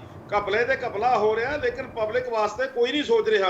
ਅੱਜ ਆਪਣਾ ਜਿਹੜਾ ਮੁੱਦਾ ਚੱਲ ਰਿਹਾ ਹੈ, ਮੁੱਦਾ ਤੁਸੀਂ ਗਰੀਬੀ ਤੋਂ ਲੈ ਕੇ ਉੱਪਰ ਤੱਕ ਜਿਹੜੀ ਕਰੋਨਾ ਦੇ ਵਿੱਚ ਮਾਰ ਦੇ ਵਿੱਚ ਲੋਕ ਆ ਰਹੇ ਨੇ, ਜਿਹੜੇ ਐਵੇਂ ਕ੍ਰੈਡਿਟ ਲਈ ਤੁਰੇ ਜਾਂਦੇ, ਆਪਣੇ ਸਿਰ ਤੇ ਸਿਹਰਾ ਆਪਣੇ ਆਪ ਗੁੰਦ ਕੇ ਤੇ ਆਪੇ ਹੀ ਜਿਵੇਂ ਕਹਿੰਦੇ ਵੀ ਵਿਆਹ ਦੇ ਗੀਤ ਗਾਈ ਜਾਂਦੇ ਆ ਵੀ ਹਾਂ ਕੈਪਟਨ ਅਮਰਿੰਦਰ ਸਿੰਘ ਉਹਨਾਂ ਨੇ ਠੀਕ ਕਰਤਾ, ਉਹਨਾਂ ਦੇ ਸਖਤ ਫੈਸਲਿਆਂ ਨੇ ਲੋਕਾਂ ਨੇ ਆਪਣੇ ਆਪ ਨੂੰ ਕਰੋਨਾ ਦੇ ਨਾਲ ਢਾਲਣਾ ਸਿੱਖਿਆ, ਨਾ ਕਿ ਕੈਪਟਨ ਅਮਰਿੰਦਰ ਸਿੰਘ ਦੇ ਇਕੱਲੇ ਕਹਿਣ ਦੇ ਉੱਤੇ ਲੋਕ ਠੀਕ ਹੋਏ ਆ, ਜਾਂ ਇੱਥੇ ਕਰੋਨਾ ਦੀ ਜਿਹੜੀ ਗਿਣਤੀ ਘਟੀ ਆ ਜਾਂ ਘੱਟ ਹੋਏ ਆ, ਜਾਂ ਜਿਸ ਤਰ੍ਹਾਂ ਵੀ ਜੋ ਰੋਕਥਾਮ ਹੋਈ ਆ, ਲੋਕ ਆਪਣੇ ਆਪ ਨੂੰ ਕੰਟਰੋਲ ਕਰਨਾ ਜਾਣਗੇ। ਕਰੋਨਾ ਦੇ ਨਾਲ ਲੋਕਾਂ ਨੇ ਜਿਉਣਾ ਆਪਣੇ ਆਪ ਨੂੰ ਸਿੱਖ ਲਿਆ, ਕਿਸ ਤਰ੍ਹਾਂ ਆਪਣੇ ਆਪ ਨੂੰ ਬਚਾ ਕੇ ਰੱਖਣਾ ਇਹ ਲੋਕਾਂ ਨੇ ਸਿੱਖ ਲਿਆ। ਲੇਕਿਨ ਸਰਕਾਰ ਨੇ ਅੱਜ ਤੱਕ ਮੁੱਖ ਮੰਤਰੀ ਕੋਈ ਪਬਲਿਕ ਵਿੱਚ ਕਿਸੇ ਨੂੰ ਮਿਲੇ ਤੱਕ ਨਹੀਂ, ਅੱਜ ਤੱਕ ਮੁੱਖ ਮੰਤਰੀ ਦੀ ਲੋਕੇਸ਼ਨ ਤੱਕ ਨਹੀਂ ਲੋਕਾਂ ਨੂੰ ਪਤਾ ਵੀ ਕਿੱਥੇ ਨੇ ਕਿੱਥੇ ਨਹੀਂ ਹੈਗੇ। ਕਿਸੇ ਹੋਰ ਮੰਤਰੀ ਦੀ ਲੋਕੇਸ਼ਨ ਦੱਸ ਦਿਓ ਸਰ। ਢਿੱਲੋਂ ਸਾਹਿਬ ਕਿਸੇ ਹੋਰ ਮੰਤਰੀ ਦੀ ਲੋਕੇਸ਼ਨ ਦੱਸ ਦਿਓ। ਬੰਤਾਲੀ ਸਾਹਿਬ ਕਿਸੇ ਦੀ ਵੀ ਨਹੀਂ ਜੀ, ਕਿਸੇ ਦੀ ਵੀ ਨਹੀਂ ਇਹਨਾਂ ਦੀ। ਬਸ ਇੱਕ ਮੰਤਰੀ ਦੀ ਲੋਕੇਸ਼ਨ ਹੈ ਤ੍ਰਿਪਤ ਰਜਿੰਦਰ ਸਿੰਘ ਬਾਜਵਾ, ਉਹਨਾਂ ਦੀ ਹੈਗੀ ਹੈ ਵੀ ਉਹ ਫੋਰਟਿਸ ਦੇ ਵਿੱਚ ਹੈਗੇ ਨੇ, ਬਾਕੀ ਕਿਸੇ ਦੀ ਕੋਈ ਲੋਕੇਸ਼ਨ ਨਹੀਂ ਇਹਨਾਂ ਦੀ। ਸਾਰੇ ਹੀ ਆਪਣੇ ਆਪਣੇ ਅੰਡਰਗਰਾਉਂਡ ਹੋਏ ਬੈਠੇ ਨੇ। ਆ ਰਹੇ ਢਿੱਲੋਂ ਸਾਹਿਬ। ਮੈਂ ਇੱਕ ਗੱਲ ਹੋਰ ਬੜਾ ਵੱਡਾ ਜਿਹੜਾ ਧਰੋ ਕਮਾਉਣ ਜਾ ਰਹੀ ਹੈ ਪੰਜਾਬ ਸਰਕਾਰ ਹੈ ਜਿਹੜੀ ਭਰਤੀ ਦੇ ਵਿੱਚ, ਇਹਦੇ ਬੰਨੀ ਸ਼ਾਇਦ ਬਹੁਤੀਆਂ ਮੁਲਾਜ਼ਮ ਜਥੇਬੰਦੀਆਂ ਦਾ ਵੀ ਹਲੇ ਨਿਗਾਹ ਨਹੀਂ ਗਈ। ਇਹਨਾਂ ਨੇ ਵਿੱਚ ਕੰਡੀਸ਼ਨ ਰੱਖੀ ਹੈ ਕਿ ਇਹਨਾਂ ਦਾ ਪੇ ਜਿਹੜਾ ਹੈਗਾ ਉਹ ਕੇਂਦਰ ਦੇ ਪੇ ਬੈਂਡ ਨਾਲ ਜੋੜਿਆ ਜਾਊਗਾ। ਮਤਲਬ ਤੁਸੀਂ ਅੰਦਾਜ਼ਾ ਲਾਓ ਕਿ ਸਾਡੇ ਪੰਜਾਬ ਦੇ ਮੁਲਾਜ਼ਮਾਂ ਨੂੰ ਇੱਕ ਵੱਖਰੇ ਪਾਸੇ ਨੂੰ ਤੋਰਿਆ ਜਾ ਰਿਹਾ। ਇੱਕ ਨਵਾਂ ਜਿਹੜਾ ਹੈਗਾ ਜੋ ਪੇ ਕਮਿਸ਼ਨ ਲਾਗੂ ਕਰਨਾ, ਦੂਜਾ ਤੀਜਾ ਉਹ ਵੱਖਰਾ ਪੇ ਬੈਂਡ ਜਿਹੜਾ ਹੈਗਾ ਉਹ ਕੇਂਦਰ ਨਾਲ ਜੋੜਿਆ ਜਾਊਗਾ। ਹਾਲਾਂਕਿ ਸਾਡਾ ਜਿਹੜਾ ਮੁਲਾਜ਼ਮ ਆ ਸਭ ਤੋਂ ਹਾਈਐਸਟ ਪੇ ਲੈਂਦਾ ਸੀ। ਇਹਦਾ ਮਤਲਬ ਹੈਗਾ ਕਿ ਆਉਣ ਵਾਲੇ ਦਿਨਾਂ ਦੇ ਵਿੱਚ ਇਹਨਾਂ ਦੀ ਨੀਅਤ ਹੈਗੀ ਕਿ ਉਹ ਵੀ ਘਟਾਵਾਂਗੇ। ਇੱਕ ਗੱਲ ਬਰਾੜ ਸਾਹਿਬ, ਕੱਲੇ ਨਵੀਂ ਰਿਕਰੂਟਮੈਂਟ ਦੀ ਗੱਲ ਨਾ ਕਰੋ। ਅੱਜ ਸਰਕਾਰ ਵੱਲੋਂ ਹਰ ਇੱਕ ਮਹਿਕਮੇ ਨੂੰ ਵਿੱਤ ਵਿਭਾਗ ਵੱਲੋਂ ਆਰਡਰ ਜਾਰੀ ਕਰ ਦਿੱਤਾ ਗਿਆ ਹੈ ਕਿ ਪਿਛਲੇ ਕੁਝ ਸਮੇਂ ਦੇ ਜਿਹੜੀਆਂ ਭਰਤੀਆਂ ਹੋਈਆਂ ਨੇ ਉਹਨਾਂ ਨੂੰ ਕੇਂਦਰ ਦੇ ਹਿਸਾਬ ਨਾਲ ਕਰ ਦਿੱਤਾ ਜਾਏ, ਵੱਖਰਾ ਕੁਝ ਨਾ ਦਿੱਤਾ ਜਾਏ। ਅੱਜ ਆਰਡਰ ਆ ਚੁੱਕੇ ਨੇ ਉਹਦੇ। ਇਹ ਸਾਰਿਆਂ ਨੂੰ ਹੀ ਕਰਨਗੇ, ਇਹ ਤੁਹਾਡੇ ਸਾਹਮਣੇ ਆ, ਕੱਲਾ ਨਵੀਂ ਭਰਤੀ ਨਹੀਂ, ਸਾਰਿਆਂ ਨੂੰ ਹੀ ਕਰਨਗੇ ਉਸ ਬਹਾਨੇ ਨਾਲ। ਔਰ ਇੱਥੋਂ ਤੱਕ ਕੈਪਟਨ ਅਮਰਿੰਦਰ ਸਿੰਘ ਦੀ ਘਰ ਘਰ ਨੌਕਰੀ ਦੇਣ ਵਾਲੀ ਗੱਲ ਨੂੰ ਖਿਲੀ ਉਡਾ ਰਹੀ ਸੀ ਜਦੋਂ ਪਰਸੋਂ ਦੀ ਖਬਰ ਪੜ੍ਹ ਰਹੇ ਸੀ ਕੈਬਨਿਟ ਦੀ ਕਿ 8500 ਅਸਾਮੀਆਂ ਹੀ ਖਤਮ ਕਰਤੀਆਂ। ਔਰ ਜਿਹੜੀ ਇਹ ਕਹਿੰਦੇ ਆ ਕਿ ਕੈਪਟਨ ਸਾਹਿਬ ਨੇ ਕਰੋਨਾ ਖਤਮ ਕਰਤਾ, ਪਰਸੋਂ ਚੌਥੇ ਮੈਨੂੰ ਕਿਸੇ ਦੋਸਤ ਦਾ ਫੋਨ ਆਇਆ, ਮੈਨੂੰ ਕਹਿੰਦਾ ਇਹ ਫੋਨ ਵਿੱਚ ਦੀ ਵੀ ਕਰੋਨਾ ਹੋ ਜਾਂਦਾ। ਮੈਂ ਕਿਹਾ ਨਹੀਂ ਯਾਰ, ਇਹ ਤਾਂ ਜੇ ਤਾਂ ਕੋਈ ਟੱਚ ਨਾਲ ਜਾਂ ਕੋਈ ਉਸ ਤਰੀਕੇ ਨਾਲ ਹੁੰਦਾ। ਤੇ ਉਹ ਕਹਿੰਦਾ ਯਾਰ ਕੈਪਟਨ ਸਾਹਿਬ ਦਾ ਕਹਿੰਦੇ ਟੈਸਟ ਹੋਇਆ ਤੇ ਕਹਿੰਦੇ ਨੈਗੇਟਿਵ ਆ ਗਿਆ, ਉਹ ਘਰੋਂ ਤਾਂ ਬਾਹਰ ਨਿਕਲੇ ਨਹੀਂ ਤੇ ਫਿਰ ਫੋਨ ਵਿੱਚ ਦੀ ਹੋਣ ਦਾ ਡਰ ਸੀ ਜਿਹੜਾ ਟੈਸਟ ਕਰਾਈ ਜਾਂਦੇ ਸੀ। ਇਸ ਕਰਕੇ ਲੋਕ ਤਾਂ ਜੋਕ ਬਣਾਈ ਜਾਂਦੇ ਆ ਬਲੀਅਲ ਸਾਹਿਬ ਕਿ ਕੈਪਟਨ ਅਮਰਿੰਦਰ ਸਿੰਘ ਧਰਤੀ ਤੋਂ ਲਾਪਤਾ ਹੈ, ਤੁਹਾਡੀ ਸਰਕਾਰ ਦੇ ਮੰਤਰੀ ਲਾਪਤਾ ਹੈ ਔਰ ਅਫਸਰ ਤੁਹਾਡੇ ਬੇਲਗਾਮ ਹੋਏ ਫਿਰਦੇ ਆ, ਚੌ ਤਰਫਾ ਲੁੱਟੀ ਜਾਂਦੇ ਆ। ਕੱਲ ਜੋ ਰਾਸ਼ਨ ਦੇ ਵਿੱਚ ਹੋਇਆ, ਤੁਸੀਂ ਤਾਂ ਗਰੀਬਾਂ ਦਾ ਢਿੱਡ ਵੀ ਨਹੀਂ ਛੱਡਿਆ, ਗਰੀਬਾਂ ਦੇ ਢਿੱਡ ਨੂੰ ਵੀ ਪਾੜ ਕੇ ਖਾ ਗਏ ਹੋ। ਜੇ ਤੁਸੀਂ ਗਰੀਬ ਦੇ ਲਈ ਮੁਫਤ ਚ ਆਇਆ ਰਾਸ਼ਨ ਨਹੀਂ ਪਹੁੰਚਾ ਸਕਦੇ। 3 ਤਰ੍ਹਾਂ ਦਾ ਰਾਸ਼ਨ ਆਇਆ। ਮੈਂ ਤੁਹਾਨੂੰ ਇੱਕ ਬੇਨਤੀ ਕਰਦਿਆਂ, ਕਈ ਵਾਰੀ ਨਵਨੀਤ ਜੀ ਪਤਾ ਨਹੀਂ ਹੁੰਦਾ, 5 ਕਿਲੋ 1 ਜੀ ਦੀ 3 ਮਹੀਨਿਆਂ ਲਈ ਕਣਕ ਵੰਡੀ ਜਾਣੀ ਚਾਹੀਦੀ ਸੀ। 15 ਕਿਲੋ ਜੀ ਦੀ ਜਿਹੜੀ 2 ਰੁਪਏ ਕਿਲੋ ਦੇਣੀ ਸੀ, ਉਹ 30 ਕਿਲੋ 6 ਮਹੀਨਿਆਂ ਦੀ 1 ਜੀ ਦੀ ਉਹ ਮਿਲਣੀ ਚਾਹੀਦੀ ਸੀ। ਤੀਜੀ ਕੈਟਾਗਰੀ ਕੇਂਦਰ ਨੇ ਉਹ ਕੱਢੀ ਕਿ ਜਿਹੜੇ ਲੋਕਾਂ ਕੋਲੇ ਮੰਨ ਲਓ ਕਾਰਡਾਂ ਦੇ ਵਿੱਚ 1 ਕਰੋੜ 42 ਲੱਖ ਦੇ ਵਿੱਚ ਕਵਰ ਨਹੀਂ ਸੀ ਹੁੰਦੇ, ਉਹ ਵੀ 20 ਲੱਖ ਲੋਕਾਂ ਦੇ ਲਈ ਹੋਰ ਇੱਕ ਤੀਜੀ ਜਿਹੜੀ ਰਾਸ਼ਨ ਦੀ ਕੈਟਾਗਰੀ ਭੇਜੀ। ਤੇ ਪਿੰਡਾਂ ਦੇ ਵਿੱਚ ਤੁਸੀਂ ਜਾ ਕੇ ਪੁੱਛ ਲਓ, ਇੱਕ ਤਰ੍ਹਾਂ ਦਾ ਰਾਸ਼ਨ ਦੇ ਕੇ ਤੇ ਸਰਕਾਰ ਸੁਰਖਰੂ ਹੋ ਗਈ।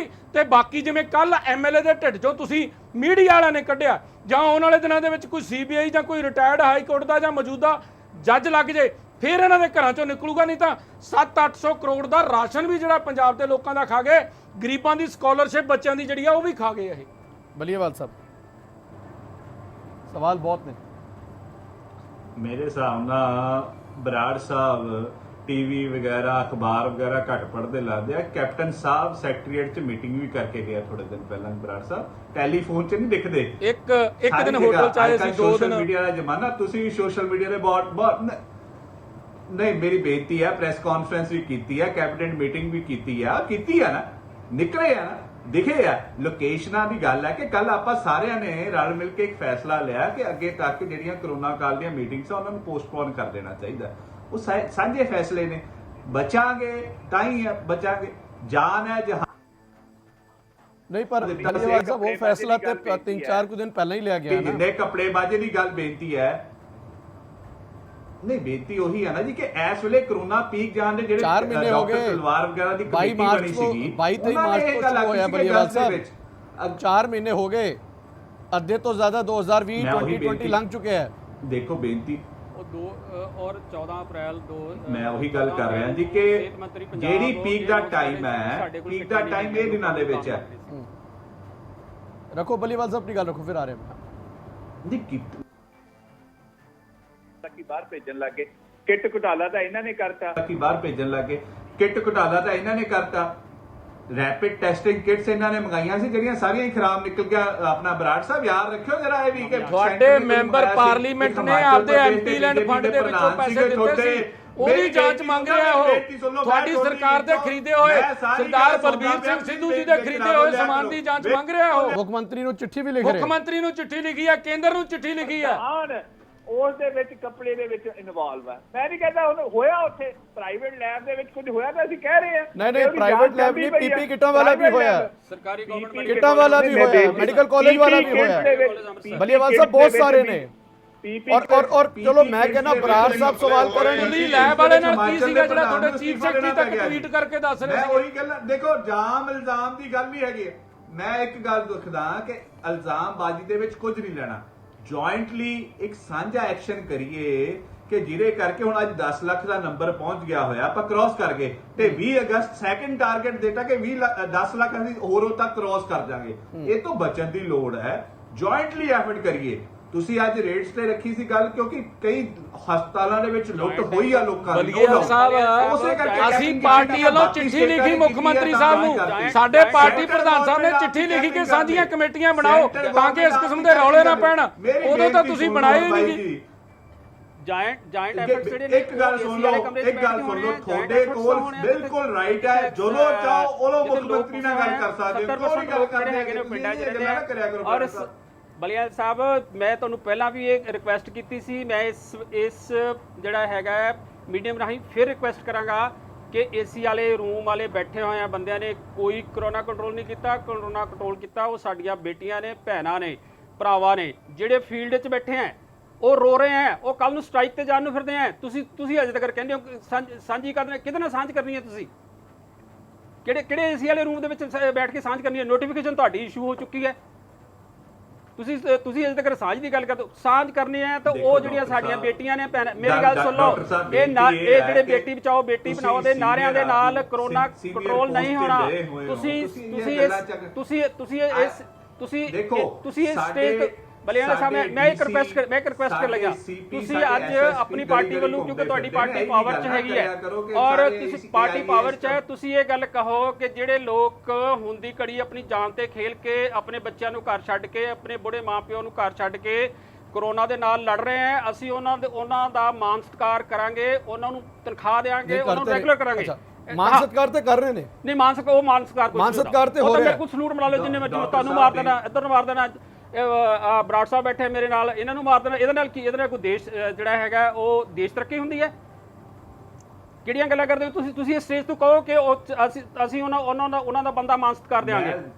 ਮੈਂ ਡਾਕਟਰ ਸਾਹਿਬ ਉਹੀ ਬੇਨਤੀ ਕਰਦਾ ਕਿ ਜਿੰਨੇ ਵੀ ਨੇ ਸਾਰੇ ਆਪ ਦੀ ਜੋ ਜ਼ਿੰਮੇਵਾਰੀ ਆ ਉਹ ਨਿਭਾ ਰਹੇ ਨੇ। ਕੋਈ ਜ਼ਿੰਮੇਵਾਰੀ ਤੁਹਾਡੀ ਸਰਕਾਰ ਹੈ, ਜ਼ਿੰਮੇਵਾਰੀ ਨੋਟੀਫਿਕੇਸ਼ਨ ਤੁਹਾਡੀ ਸਰਕਾਰ ਨੇ ਸ਼ੁਰੂ ਕੀਤੀ ਹੈ। ਸਾਹਿਬ ਇੱਕ ਮਿੰਟ, ਕੌਣ ਜ਼ਿੰਮੇਵਾਰੀ ਨਿਭਾ ਰਹੇ हैं? बलीवाल साहब आया टिल्लो साहब एक मिनट दो। आ रहे हैं टिल्लो साहब एक मिनट दो बस। टिल्लो साहब बस एक मिनट। बलीवाल साहब कौन जिम्मेवारी निभा रहे हैं? ਸਾਰੇ ਐਮਐਲਏ ਦੇਖੋ, ਸਾਰੇ officer on ground on toss ਆ, ਸਾਰੇ ਕੰਮ ਕਰ ਰਹੇ ਆ, ਤੁਸੀਂ ਇਸ ਚੀਜ਼ ਨੂੰ ਮੰਨ ਸਕਦੇ ਹੋ। ਸਾਰਿਆਂ ਦੀ ਰਿਪੋਰਟਸ ਆ ਰਹੀਆਂ ਨੇ। ਸਾਡੇ ਡੀਸੀ ਏਡੀਸੀ ਕਿੰਨੇ ਹੋਏ ਨੇ, ਐਸਡੀਐਮ ਕਿੰਨੇ ਹੋਏ ਨੇ, ਕਿੰਨੇ ਪੀਸੀਐਸ ਅਫਸਰ ਹੋਏ ਨੇ, ਕਿੰਨੇ ਆਈਪੀਐਸ ਤੇ ਪੀਸੀਐਸ ਅਫਸਰ ਹੋਏ ਨੇ, ਉਹ ਡਾਟੇ ਨੇ। ਸਾਡੇ ਮੰਤਰੀ ਕੋਰੋਨਾ ਪੋਜ਼ਿਟਿਵ ਹੋ ਗਏ, ਹਜੇ ਤੱਕ ਬਲੇ ਵਾਲੇ ਸਾਹਿਬ ਏਸੀ ਵਾਲੇ ਕਮਰੇ 'ਚ ਬੈਠ ਕੇ ਮੀਟਿੰਗ ਕੀਤੀ ਸੀ, ਪਾਰਟੀ ਕੀਤੀ ਸੀ, ਗਰਾਊਂਡ ਲੈਵਲ ਏਸੀ ਵਾਲੇ ਰੂਮ 'ਚ ਬੈਠ ਕੇ ਪਾਰਟੀ ਕੀਤੀ ਸੀ, ਇਸ ਕਰਕੇ ਪੋਜ਼ਿਟਿਵ ਹੋਏ ਨੇ। ਕੋਈ ਫੀਲਡ 'ਚ ਜਾ ਕੇ ਪੋਜ਼ਿਟਿਵ ਨਹੀਂ ਹੋਇਆ। ਕਿਉਂ ਤੁਸੀਂ ਲੋਕਾਂ ਨੂੰ ਬੇਸ ਗਾਈਡ ਕਰ ਰਹੇ ਹੋ? ਮੇਰੀ ਬੇਨਤੀ ਇਹ ਹੈ ਡਾਕਟਰ ਸਾਹਿਬ, ਤੁਸੀਂ ਵੀ ਏਸੀ ਵਾਲੇ ਕਮਰੇ 'ਚ ਠੀਕ ਹੈ ਹੁਣ ਏਸੀ ਢਿੱਲੋਂ ਸਾਹਿਬ ਆਪਣੀ ਗੱਲ ਰੋਕੋ, ਬਲੀਵਾਲ ਸਾਹਿਬ ਆ ਰਹੇ ਆ। ਠੀਕ ਹੈ ਢਿੱਲੋਂ ਸਾਹਿਬ। ਨੋ ਬਦਵਾ ਜੀ ਜਿਹੜੀ ਗੱਲ ਕਰ ਰਹੇ ਆ ਬਲੀਏਵਾਲ ਸਾਹਿਬ ਗਰਾਊਂਡ ਤੇ ਜਰਾ ਜਾ ਕੇ ਧਿਆਨ ਮਾਰੋ, ਬਾਹਰ ਨਿਕਲੋ, ਤੁਹਾਨੂੰ ਤਾਂ ਅਸਲੀਅਤ ਦਾ ਪਤਾ ਲੱਗੇਗਾ। ਤੁਸੀਂ ਕਹਿੰਦੇ ਹੋ ਜੁਆਇੰਟਲੀ ਆਓ, ਆਪਾਂ ਸਾਰੇ ਰਲ ਕੇ ਕੰਮ ਕਰੀਏ। ਉਹ ਸਾਰੀਆਂ ਪਾਰਟੀਆਂ ਛੱਡੋ, ਅਸੀਂ ਸਾਰੇ ਤੁਹਾਡੇ ਨਾਲ ਰਲ ਕੇ ਜਿੰਨੇ ਵੀ ਆ, ਰੂਲਿੰਗ ਪਾਰਟੀ ਨੂੰ ਅਸੀਂ ਬਾਰ-ਬਾਰ ਕਹਿ ਚੁੱਕੇ ਹਾਂ ਕਿ ਰਲ ਕੇ ਤੁਸੀਂ ਬਹਿ ਕੇ ਸਾਡੇ ਨਾਲ ਮੀਟਿੰਗਾਂ ਕਰਕੇ ਸਾਡੀ ਵੀ ਕੋਈ ਸੁਣੋ ਤੇ ਆਪਣੀ ਵੀ ਤੁਸੀਂ ਚਲਾਓ। ਤੁਸੀਂ ਜੁਆਇੰਟਲੀ ਦੀਆਂ ਗੱਲਾਂ ਕਰਦੇ ਹੋ, ਸਾਡੀ ਕੋਈ ਸੁਣਦਾ ਹੀ ਕੋਈ ਨਹੀਂ। ਤੁਸੀਂ ਸਾਡੇ ਨਾਲ ਗੱਲ ਕਰਨ ਤੱਕ ਰਾਜੀ ਕੋਈ ਨਹੀਂ, ਤੁਸੀਂ ਕਿਸੇ ਦੀ ਸਲਾਹ ਲੈ ਕੇ ਰਾਜੀ ਕੋਈ ਨਹੀਂ। ਤੁਸੀਂ ਇੱਕ ਦੱਸ ਦਿਓ ਕਿ ਸਾਰੇ ਪੰਜਾਬ ਦੇ ਵਿੱਚ ਕਿਸੇ ਵੀ ਤੁਹਾਡੇ ਆਫੀਸਰ ਨੇ, ਕਿਸੇ ਵੀ ਤੁਹਾਡੇ ਐਮਐਲਏ ਨੇ, ਕਿਸੇ ਵੀ ਤੁਹਾਡੇ ਮੰਤਰੀ ਨੇ ਜਾਂ ਮੁੱਖ ਮੰਤਰੀ ਸਾਹਿਬ ਨੇ ਸਿਰਫ 1-2 ਮੀਟਿੰਗਾਂ ਜਿਹੜੀਆਂ ਆਲ ਪਾਰਟੀ ਕੀਤੀਆਂ, ਲੇਕਿਨ ਡਿਸਟ੍ਰਿਕਟ ਲੈਵਲ ਤੇ ਸਬ ਡਿਵੀਜ਼ਨ ਲੈਵਲ ਤੇ ਤੁਸੀਂ ਲੋਕਾਂ ਦੀ ਕੋਈ ਸਲਾਹ ਲਈ ਹੈ? ਜਿਹੜੇ ਆਫੀਸਰ ਤੁਸੀਂ ਅੱਗੇ ਲਾਏ ਹੋਏ ਨੇ, ਇਹਨਾਂ ਆਫੀਸਰਾਂ ਨੂੰ ਗਰਾਊਂਡ ਲੈਵਲ ਦਾ ਬਿਲਕੁਲ ਨਹੀਂ ਪਤਾ। ਇਹਨਾਂ ਨੂੰ ਨਾ ਪਤਾ ਕਿ ਥੱਲੇ ਕੀ ਹੋ ਰਿਹਾ ਕੀ ਨਹੀਂ ਹੋ ਰਿਹਾ। ਜੇ ਤੁਸੀਂ ਪੋਲੀਟੀਕਲ ਬੰਦਿਆਂ ਨੂੰ, ਜੇ ਸਮਾਜ ਸੇਵਕਾਂ ਨੂੰ ਨਾਲ ਲੈ ਕੇ ਇਹਨਾਂ ਨਾਲ ਮੀਟਿੰਗਾਂ ਕਰੋਗੇ, ਸਾਨੂੰ ਪੁੱਛੋਗੇ ਵੀ ਤੁਹਾਡੇ ਏਰੀਆ ਦੇ ਵਿੱਚ ਕੀ ਹੋ ਰਿਹਾ, ਤਾਂ ਤੁਹਾਨੂੰ ਅਸਲੀਅਤ ਦਾ ਪਤਾ ਲੱਗੇਗਾ। ਲੇਕਿਨ ਅੱਜ ਤੱਕ ਤੁਸੀਂ ਇੱਕ ਵੀ ਐਗਜ਼ਾਮਪਲ ਦੇ ਦਿਓ ਕਿ ਤੁਹਾਡੇ ਸਾਰੇ ਪੰਜਾਬ ਦੇ ਵਿੱਚ ਕਿਸੇ ਅਫਸਰ ਨੇ, ਕਿਸੇ ਵੀ ਮੰਤਰੀ ਨੇ ਜਾਂ ਕਿਸੇ ਤੁਹਾਡੇ ਪੋਲੀਟੀਕਲ ਲੀਡਰ ਨੇ ਜਾਂ ਕਿਸੇ ਵੀ ਹੋਰ ਨੇ ਕੋਈ ਮੀਟਿੰਗ ਜੁਆਇੰਟਲੀ ਕੀਤੀ ਹੋਵੇ, ਕੋਈ ਸਲਾਹ ਲਈ ਹੋਵੇ। ਮੈਂ ਹੁਣ ਅੱਗੇ ਆਣਾ ਢਿੱਲੋਂ ਸਾਹਿਬ 1 ਮਿੰਟ ਦਿਓ। ਮੈਂ ਹੁਣ 1 ਮਿੰਟ ਮੈਂ ਲਊਂਗਾ, ਅਖੀਰ 'ਚ 1 ਮਿੰਟ ਲਊਂਗਾ। ਬਲੀਵਾਲ ਸਾਹਿਬ, ਇਸ ਪੂਰੀ ਚਰਚਾ ਦੇ ਦੌਰਾਨ ਇੱਕ ਮੈਸੇਜ ਮੇਰੇ ਕੋਲ ਆਇਆ, ਨਾ ਮੈਂ ਨਹੀਂ ਦੱਸੂਗਾ ਕਿਉਂਕਿ ਨਾਮ ਦੱਸਣ ਤੋਂ ਬਾਅਦ ਕਈ ਚੀਜ਼ਾਂ ਹੋਰ ਵੀ ਹੋ ਜਾਂਦੀਆਂ, ਕਿਉਂਕਿ ਅੱਜ ਕੱਲ੍ਹ ਵੈਸੇ ਹੀ ਸਰਕਾਰ ਦੇ ਕੋਲ ਕਈ ਤਰੀਕੇ ਦੇ ਅਧਿਕਾਰ ਨੇ। ਮੇਰਾ ਨਾਮ ਇਹ ਹੈ ਤੇ ਮੈਂ ਨੈਸ਼ਨਲ ਹੈਲਥ ਮਿਸ਼ਨ ਵਿੱਚ ਬਤੌਰ ਸਟਾਫ ਨਰਸ 5.5 ਸਾਲ ਤੋਂ ਕੰਮ ਕਰ ਰਹੀ ਹਾਂ। ਮੇਰੀਆਂ ਹੋਰ ਸਟਾਫ ਨਰਸ ਭੈਣਾਂ 12 ਸਾਲ ਤੋਂ NHM ਵਿੱਚ ਕੰਮ ਕਰ ਰਹੀਆਂ ਨੇ। ਸਰਕਾਰ ਸਾਡੇ ਨਾਲ ਪੱਕੇ ਕਰਨ ਦਾ ਝੂਠਾ ਵਾਅਦਾ ਕਰਕੇ ਮੁਕਰ ਰਹੀ ਹੈ। ਅਗਲੀ ਲਾਈਨ ਸੁਣੋ ਜੋ ਲਿਖਿਆ ਗਿਆ, ਤੇ ਉਹਨਾਂ ਨੇ ਨਵੀਂ ਭਰਤੀ ਨੂੰ ਵੀ ਹਰੀ ਝੰਡੀ ਦੇ ਦਿੱਤੀ ਹੈ, ਬਜਾਏ ਕਿ ਸਾਨੂੰ ਪੱਕਾ ਕਰਨ। ਏਜ ਲਿਮਿਟ ਟੈਸਟ ਲਈ ਵਧਾਈ ਹੈ ਬਸ। ਇੱਕ ਸਰ, ਅਸੀਂ ਪ੍ਰੋਪਰ ਚੈਨਲ ਨਾਲ ਟੈਸਟ ਦੇ ਕੇ, skill test, medical test pass ਕਰਕੇ ਹੀ ਤਾਂ ਭਰਤੀ ਹੋਏ ਸੀ। ਫਿਰ ਅਸੀਂ ਬਾਰ-ਬਾਰ ਕਿੱਦਾਂ ਟੈਸਟ ਦਈਏ, ਬਾਰ-ਬਾਰ ਕਿਉਂ ਟੈਸਟ ਦਈਏ? ਅਗਲਾ ਉਹ ਕਹਿੰਦੇ ਨੇ ਐਂਡ ਮੋਸਟ ਇੰਪੋਰਟੈਂਟਲੀ ਡਿਊਟੀਜ਼ ਕਰੀਏ, ਘਰ ਬੱਚਿਆਂ ਨੂੰ ਵੀ ਵੇਖੀਏ, ਉਹਨਾਂ ਨੂੰ ਸਟੱਡੀ ਕਰਵਾਈਏ, ਹੋਰ ਘਰ ਦੇ ਕੰਮਕਾਜ। ਹੁਣ ਟਾਈਮ ਕਿੱਥੇ ਹੁੰਦਾ, ਐਗਜ਼ਾਮ ਪ੍ਰਿਪਰੇਸ਼ਨ ਕਰੀ ਜਾਈਏ ਬਸ ਕਿ ਸਾਨੂੰ ਪੱਕੇ ਹੋਣਾ। ਕੀ ਕੀਤਾ ਜਾਏ ਸਰਕਾਰ ਦਾ? ਜਵਾਬ ਦਿਓ ਬਲੀਵਾਲ ਸਾਹਿਬ। ਇਸ ਪੂਰੀ ਡਿਬੇਟ ਤੋਂ ਬਾਅਦ ਹੁਣ ਇੱਕ ਦਰਦ ਹੈ ਜਿਹੜਾ ਨਿਕਲ ਕੇ ਆ ਰਿਹਾ ਹੈ, ਇਹ ਪਾਰਟਿਕੂਲਰ ਹੈ। ਜਸਟ ਪਾਰਟਿਕੂਲਰ ਟੂ ਜਨਰਲ, ਤੁਸੀਂ ਪੂਰੇ ਪੰਜਾਬ ਜਾਓਗੇ ਤੇ ਹਾਲ ਤੁਹਾਡੇ ਸਾਹਮਣੇ ਹੋ। ਮੈਂ ਬੇਨਤੀ ਉਹੀ ਕਰ ਰਿਹਾ ਕਿ ਤੁਸੀਂ ਜਦੋਂ ਡਾਕਟਰ ਸਾਹਿਬ ਨੇ ਇਹ ਗੱਲ ਰੱਖੀ ਸੀ ਕਿ ਕੱਚਿਆਂ ਨੂੰ ਪੱਕਿਆ ਨਹੀਂ ਕੀਤਾ ਗਿਆ, ਮੈਂ ਉਹੀ ਕਹਿ ਰਿਹਾ ਕਿ ਆਉਣ ਵਾਲੀਆਂ ਕੈਬਨਿਟ ਮੀਟਿੰਗਸ ਦੇ ਵਿੱਚ ਇਹ ਏਜੰਡੇ ਤੇ ਆ, ਤੇ ਏਜੰਡਾ ਇਸੇ ਚੀਜ਼ ਦਾ ਕਿ ਜਿਹੜੇ ਸਾਡੇ ਹੈਲਥ ਵਰਕਰਸ ਆ ਉਹਨਾਂ ਨੂੰ ਪੱਕਾ ਕਰਕੇ ਇੱਕ ਪਹਿਲ ਆਊਗੀ ਆਉਣ ਵਾਲੇ ਦਿਨਾਂ ਦੇ ਵਿੱਚ। ਅਪਡੇਟ ਕਰ ਲਓ, ਉਹ ਤਾਂ ਨੋਟੀਫਿਕੇਸ਼ਨ ਇਸ਼ੂ ਹੋ ਚੁੱਕੀ ਹੈ, ਪਰਸੋਂ ਦੀ ਨੋਟੀਫਿਕੇਸ਼ਨ ਇਸ਼ੂ ਹੋ ਚੁੱਕੀ ਹੈ। ਹਾਂ, ਦੇਖੋ ਡਾਕਟਰ ਸਾਹਿਬ ਮੈਂ ਅਪਡੇਟ ਹੈਗਾ ਜੀ, ਜਿਹੜੀ ਉਹਨਾਂ ਨਵੀਂ ਭਰਤੀ ਲਈ ਹੈ, ਜਿਹੜੀਆਂ ਬਾਕੀ ਵੀ ਪੋਸਟਾਂ ਨੇ ਨਾ, ਉਹਦੇ ਲਈ ਇੱਕ ਨਵੀਂ ਕੈਬਨਿਟ ਦੇ ਏਜੰਡੇ ਤੇ ਹੈਗਾ ਇਹ ਮੈਟਰ, ਤੇ ਆਉਣ ਵਾਲੇ ਦਿਨਾਂ ਦੇ ਵਿੱਚ ਇਹਨੂੰ ਕਲੀਅਰ ਆਊਟ ਹੋ ਜਾਊਗਾ। ਵਾਅਦਾ ਤਾਂ ਪਹਿਲੀ ਕੈਬਨਿਟ 'ਚ ਕਰਨ ਦਾ ਸੀ ਬਲੀਵਾਲ ਸਾਹਿਬ, ਅੱਜ 3.5 ਸਾਲ ਹੋ ਗਏ ਆ। ਬਿਜਲੀ ਪਾਣੀ ਵਾਲਿਆਂ ਦੀ ਗੱਲ ਨਹੀਂ ਹੈ, ਇਹ ਤਾਂ ਹੈਲਥ ਡਿਪਾਰਟਮੈਂਟ ਦੀ ਗੱਲ ਹੋ ਰਹੀ ਹੈ। ਅੱਜ ਉਹ ਫਰੰਟ ਵਾਰੀਅਰ ਨੇ, ਅੱਜ ਹੀ ਮੰਨ ਲਓ। ਅਸੀਂ ਵੀ ਰਿਕੁਐਸਟ ਕਰਦੇ ਹਾਂ ਕਿ ਸਰਕਾਰ ਕੱਲੇ ਜਿਹੜੇ ਹੈਲਥ ਨਾਲ ਸੰਬੰਧਿਤ ਕੋਈ ਵੀ ਡਾਕਟਰ ਨੇ, ਨਰਸਾਂ ਨੇ, ਕਿਰਪਾ ਕਰਕੇ ਕੱਲਾ ਇਹਨਾਂ ਨੂੰ ਪੱਕਾ ਕਰ ਲਓ, ਦੂਜਿਆਂ ਬਾਰੇ ਬਾਅਦ 'ਚ ਕਰਦੇ ਚਲੋ। ਲਾਲੇ ਬਲੀਆ ਸਾਹਿਬ, ਪੰਜਾਬ ਦੇ ਵਿੱਚ ਵੱਖਰੇ ਵੱਖਰੇ ਥਾਵਾਂ ਤੇ ਜਿਹੜੇ ਉਹ 10/10 ਦੇ ਬੋਰਡ ਲੱਗੇ ਹੋਏ ਨੇ, ਜਿੱਥੇ ਇਹ ਗੱਲ ਕਹੀ ਗਈ ਹੈ ਕਿ ਅਸੀਂ ਪੰਜਾਬ ਦੀਆਂ ਧੀਆਂ ਭੈਣਾਂ ਦੀ ਇੱਜ਼ਤ ਬਤਾਵਾਂਗੇ, ਉਸ ਨੂੰ ਜਾਂ ਉਤਾਰ ਲਓ। ਜੇ ਨੋਟੀਫਿਕੇਸ਼ਨ ਇਸ਼ੂ ਕੀਤੀ ਹੈ ਤਾਂ ਉਹਨਾਂ ਨੂੰ ਉਤਾਰ ਲਓ, ਕਿਉਂਕਿ ਵਧਵਾ ਸਾਹਿਬ ਨੇ ਹੁਣੇ ਅਜੇ ਤੱਕ ਪੜਿਆ, ਇਹ ਇੱਕ ਨਹੀਂ ਹੈ। ਮੈਂ ਪੰਜਾਬ ਦੇ, ਕਿਉਂਕਿ ਮੈਨੂੰ ਅਜੇ 7-8 ਮਹੀਨੇ ਹੋਏ ਆ ਰਿਟਾਇਰ ਹੋਏ ਨੂੰ, ਇਸ ਕਰਕੇ ਮੇਰੇ ਕੋਲ ਮੇਰੇ ਕੰਟੈਕਟਸ ਜਿਹੜੇ ਹੈਗੇ ਨੇ, ਜਿਹੜੇ ਆਪਣੇ ਸਟਾਫ ਨਾਲ ਵੈਸੇ ਵੀ ਬਣੇ ਹੋਏ ਨੇ, ਬੇਟੀਆਂ ਰੋਂਦੀਆਂ ਨੇ। ਅਜੇ 45 ਸਾਲ ਕੀਤੀ ਹੈ, ਉੱਥੇ ਤਾਂ 47 48 ਸਾਲ ਵਾਲੇ ਵੀ ਹੈਗੇ ਆ ਜਿਹੜੇ ਜਿਨ੍ਹਾਂ ਨੇ 25 ਸਾਲ ਨੌਕਰੀ ਕਰ ਲਈ ਕੰਟਰੈਕਟ ਤੇ। ਇਸੇ ਆਸ ਦੇ ਵਿੱਚ ਵੀ ਅੱਜ ਨੂੰ ਸਾਨੂੰ ਪੱਕਾ ਕਰ ਦੇਣਗੇ, ਕੱਲ ਨੂੰ ਕਰ ਦੇਣਗੇ, ਪਰਸੋਂ ਕਰ ਦੇਣਗੇ। ਹਰ ਚੌਥੇ ਦਿਨ ਮੀਟਿੰਗ ਹੁੰਦੀ ਹੈ ਔਰ ਕਹਿੰਦੇ ਆ ਕਿ ਅਗਲੇ ਮਹੀਨੇ ਕਰ ਦਾਂਗੇ। 10,000 ਰੁਪਏ ਦੇ ਨਾਲ ਤੁਸੀਂ ਬੇਟੀਆਂ ਦੀ ਸ਼ਾਨ ਤੇ ਆਨ ਜਿਹੜੀ ਹੈਗੀ ਆ ਉਸ ਨੂੰ ਕਾਇਮ ਨਹੀਂ ਰੱਖ ਸਕਦੇ। ਤੁਸੀਂ ਅਜੇ ਵੀ ਮੰਨ ਜਾਓ ਕਿ ਇਹ ਜਿਹੜੇ ਬੰਦੇ ਜਿਹੜੇ ਕੰਟਰੈਕਟ ਤੇ ਲੱਗੇ ਹੋਏ ਨੇ, ਆਊਟਸੋਰਸ ਤੇ ਲੱਗੇ ਹੋਏ ਨੇ, ਉਹਨਾਂ ਨੂੰ ਪੱਕੇ ਕਰ ਦਿਓ। 4245 ਸੀਟਾਂ ਤੁਸੀਂ ਰੈਗੂਲਰ ਕਰਨ ਦੀ ਗੱਲ ਕੀਤੀ ਹੈ, ਮੈਂ ਵੀ ਵੈਲਕਮ ਕਰਦਾ, ਸਾਡਾ ਸਾਰਾ ਸਟਾਫ ਵੀ ਵੈਲਕਮ ਕਰਦਾ ਹੈ। ਲੇਕਿਨ ਸੱਚ ਨੂੰ ਸੱਚ ਕਹੋ, ਇਦਾਂ ਤੋੜ ਮੜੋੜ ਕੇ ਕਹਾਣੀਆਂ ਪਾ ਕੇ ਤੇ ਸੜਕਾਂ ਦੇ ਕਿਨਾਰੇ ਪੋਸਟਰ ਵੱਡੇ ਵੱਡੇ ਲਾ ਕੇ ਬਰਾੜ ਸਾਹਿਬ ਅਖੀਲਾ ਕਮੈਂਟ। ਦੇਖੋ ਮੇਰੀ ਤਾਂ ਇੱਕੋ ਹੀ ਬੇਨਤੀ ਹੈ, ਮੈਂ ਫੇਰ ਬਾਰ-ਬਾਰ ਦੁਹਰਾਊਂਗਾ, ਡਾਕਟਰ ਸਾਹਿਬ ਨੇ ਵੀ ਜਿਹੜੀ ਗੱਲ ਕੀਤੀ ਹੈ, ਜਿਹੜੇ ਘੱਟੋ ਘੱਟ ਕੰਟਰੈਕਟ ਤੇ ਜਾਂ ਕੱਚੇ ਨੇ, ਕਿਰਪਾ ਕਰਕੇ ਆ ਇੱਕ ਮੌਕਾ ਹੈਗਾ ਉਹਨਾਂ ਨੂੰ ਪੱਕਾ ਕਰ ਦਿੱਤਾ ਜਾਵੇ। ਜਿਹੜਾ ਵੀ ਫਰੰਟ ਤੇ ਜਿਹੜੇ ਸਟਾਫ ਲੜ ਰਿਹਾ ਉਹ ਹੈਲਥ ਦਾ ਸਭ ਤੋਂ ਪਹਿਲਾਂ ਹੋਵੇ, ਜੇ ਦੂਜਾ ਕੋਈ ਹੈਗਾ ਉਹ ਵੀ ਹੋਣਾ ਚਾਹੀਦਾ। ਇੱਕ ਗੱਲ। ਦੂਜੀ ਬੇਨਤੀ ਹੈ ਕਿ ਜਦੋਂ ਇੱਕ ਐਲਾਨ ਹੈਗਾ ਕਿ ਸਾਰਿਆਂ ਨੂੰ ਮੁਫਤ ਜਿਹੜਾ ਇਲਾਜ ਹੋਊਗਾ, ਤੇ ਫਿਰ ਆ ਬਾਕੀ ਦੇ ਡਰਾਮੇ ਬੰਦ ਕਰਨੇ। ਇਹਦੇ ਨਾਲ ਲੁੱਟ ਖਸੁੱਟ ਸਰਕਾਰ ਦੇ ਪੈਸਿਆਂ ਦੀ ਹੋਰ ਹੋਣੀ ਹੈ, ਇਹ ਨਹੀਂ ਹੋਣੀ ਚਾਹੀਦੀ। ਔਰ ਸਾਰਿਆਂ ਨੂੰ ਇੱਕ ਨਜ਼ਰ ਨਾਲ ਦੇਖੇ, ਅਮੀਰ ਗਰੀਬ ਦੀ ਨਜ਼ਰ ਨਾਲ ਨਾ ਦੇਖੇ ਸਰਕਾਰ ਇਹ ਦੇਖੇ ਕਿ ਜਿਹੜਾ ਮਰੀਜ਼ ਆ ਗਿਆ ਉਹਨੂੰ ਠੀਕ ਕਰਨਾ ਜਾਂ ਉਹਨੂੰ ਕਿੱਥੇ ਠੀਕ ਕਰਾਉਣਾ ਉਹ ਸਾਡੀ ਜ਼ਿੰਮੇਵਾਰੀ ਹੈ, ਨਾ ਕਿ ਕੈਟਾਗਰੀਆਂ 'ਚ ਨਾ ਵੰਡੇ। ਇਹ ਸਰਕਾਰ ਨੂੰ ਬੇਨਤੀ ਹੈ ਤੇ ਇਹੋ ਜਿਹੇ ਫੈਸਲੇ ਜਿਹੜੇ ਆ ਜਿਵੇਂ ਇਹ ਵਾਪਸ ਲਏ ਜਾਣ। ਢਿੱਲੋਂ ਸਾਹਿਬ ਅਖੀਲਾ ਕਮੈਂਟ, ਫਿਰ ਆ ਰਿਹਾ ਬਲੀਵਾਲ ਸਾਹਿਬ। ਜਿਹੜਾ ਹੈ ਜੀ, ਸਰਕਾਰ ਨੇ ਇੱਕ ਮਿਸ਼ਨ ਫਤਿਹ ਚਲਾਇਆ ਹੈ, ਕਰੋੜਾਂ ਰੁਪਈਆ ਉਹਦੇ ਤੇ ਖਰਚ ਕਰ ਰਹੀ ਹੈ। ਬਲੀਏਵਾਲ ਸਾਹਿਬ, ਕਿਰਪਾ ਕਰਕੇ ਜਦੋਂ ਤੁਸੀਂ ਫਤਿਹ ਲੈ ਲਓਗੇ ਉਦੋਂ ਉਹਨਾਂ ਨੂੰ ਲਾ ਲਿਓ। ਉਹ ਕਰੋੜਾਂ ਰੁਪਈਆ ਨਾ ਬਰਬਾਦ ਕਰੋ, ਪੰਜਾਬ ਦੇ ਵਿੱਚ ਲੋਕਾਂ ਦਾ ਪੈਸਾ ਇਸ ਤਰ੍ਹਾਂ ਨਾ ਉਜਾੜੋ। ਪਹਿਲਾਂ ਤੁਸੀਂ ਸ਼ਰਾਬ ਮਾਫੀਆ ਨੂੰ ਰਿਬੇਟ ਦਿੱਤੀ, ਫਿਰ ਤੁਸੀਂ ਮਾਈਨਿੰਗ ਵਾਲਿਆਂ ਨੂੰ ਰਿਬੇਟ ਦਿੱਤੀ। ਤੁਸੀਂ ਹੈਲਥ ਦੇ ਵਿੱਚ ਉਹ ਪੈਸਾ ਲਾਓ। ਕਿਉਂ ਤੁਸੀਂ ਉਹਨਾਂ ਨੂੰ ਰਿਬੇਟ ਦੇ ਦੇ ਕੇ ਉਹ ਜਿਹੜਾ ਪੰਜਾਬ ਦੇ ਲੋਕਾਂ ਦਾ ਅਸਲੀ ਪੈਸਾ ਉਹ ਉਜਾੜ ਰਹੇ ਹੋ? ਮਿਸ਼ਨ ਫਤਿਹ ਦੇ ਵੱਡੇ ਵੱਡੇ ਬੋਰਡ ਸਾਰੇ ਪੰਜਾਬ ਦੇ ਮੁਹੱਲਿਆਂ ਤੱਕ ਪਹੁੰਚਾ ਰਹੇ ਹੋ। ਉਹ ਪੈਸੇ ਨੂੰ ਬੰਦ ਕਰੋ, ਐਡਵਰਟਾਈਜ਼ਮੈਂਟ ਬੰਦ ਕਰਕੇ ਤੁਸੀਂ ਲੋਕਾਂ ਦਾ ਖਿਆਲ ਕਰੋ, ਲੋਕਾਂ ਦੀ ਸਿਹਤ ਦਾ ਖਿਆਲ ਕਰੋ। ਲੋਕਾਂ ਦੇ ਵਾਸਤੇ ਕੰਮ ਕਰ ਰਹੀਆਂ ਜਿਹੜੇ ਵਾਰੀਅਰ ਨੇ, ਇਹਦੇ ਵਿੱਚ ਕੋਈ ਸ਼ੱਕ ਨਹੀਂ। ਅਖੀਲਾ ਕਮੈਂਟ ਬਲੀਵਾਲ ਸਾਹਿਬ। ਸਾਰੇ ਬੁਲਾ ਰਹੇ ਨੇ, ਬੜਾ ਗੰਭੀਰ ਮਸਲਾ, ਔਰ ਮੈਂ ਇਹਦਾ ਹੀ ਜਵਾਬ ਚਾਹੂੰਗਾ ਅਖੀਰ 'ਚ। 7 ਕਰੋੜੀ ਜਿਹੜੀ ਝੂਠ ਬੋਲਣ ਲਈ ਟੀਮ ਰੱਖਦੇ ਆ, ਕਿਰਪਾ ਕਰਕੇ ਪਹਿਲਾਂ ਨਰਸਾਂ ਦੀਆਂ ਜਿਹੜੀਆਂ ਸਾਡੀਆਂ ਬੀਬੀਆਂ ਭੈਣਾਂ ਉਹਨਾਂ ਨੂੰ ਪੱਕੀਆਂ ਕਰ ਲਓ। ਢਿੱਲੋਂ ਸਾਹਿਬ, ਬੇਨਤੀ ਇਹ ਹੈ ਕਿ ਇਹੀ ਸਲਾਹ ਆਪਦੇ ਕੇਜਰੀਵਾਲ ਨੂੰ ਦੇ ਦੇਣ ਕਿ ਉਹ ਜਿਹੜੀ ਪਬਲਿਸਿਟੀ ਦੇ ਵਿੱਚ ਲੱਗੇ ਹੋਏ ਨੇ ਤੇ ਕਰੋਨਾ ਨੂੰ ਸੰਭਾਲ ਨਹੀਂ ਪਾਏ। ਦਿੱਲੀ 'ਚ ਜੋ ਹਾਲ ਹੋਇਆ, ਸੁਪਰੀਮ ਕੋਰਟ ਨੇ ਜੋ ਟਿੱਪਣੀਆਂ ਕੀਤੀਆਂ ਤੁਹਾਡੇ ਤੇ, ਉਹਦੇ ਤੇ ਚਲਾਓ।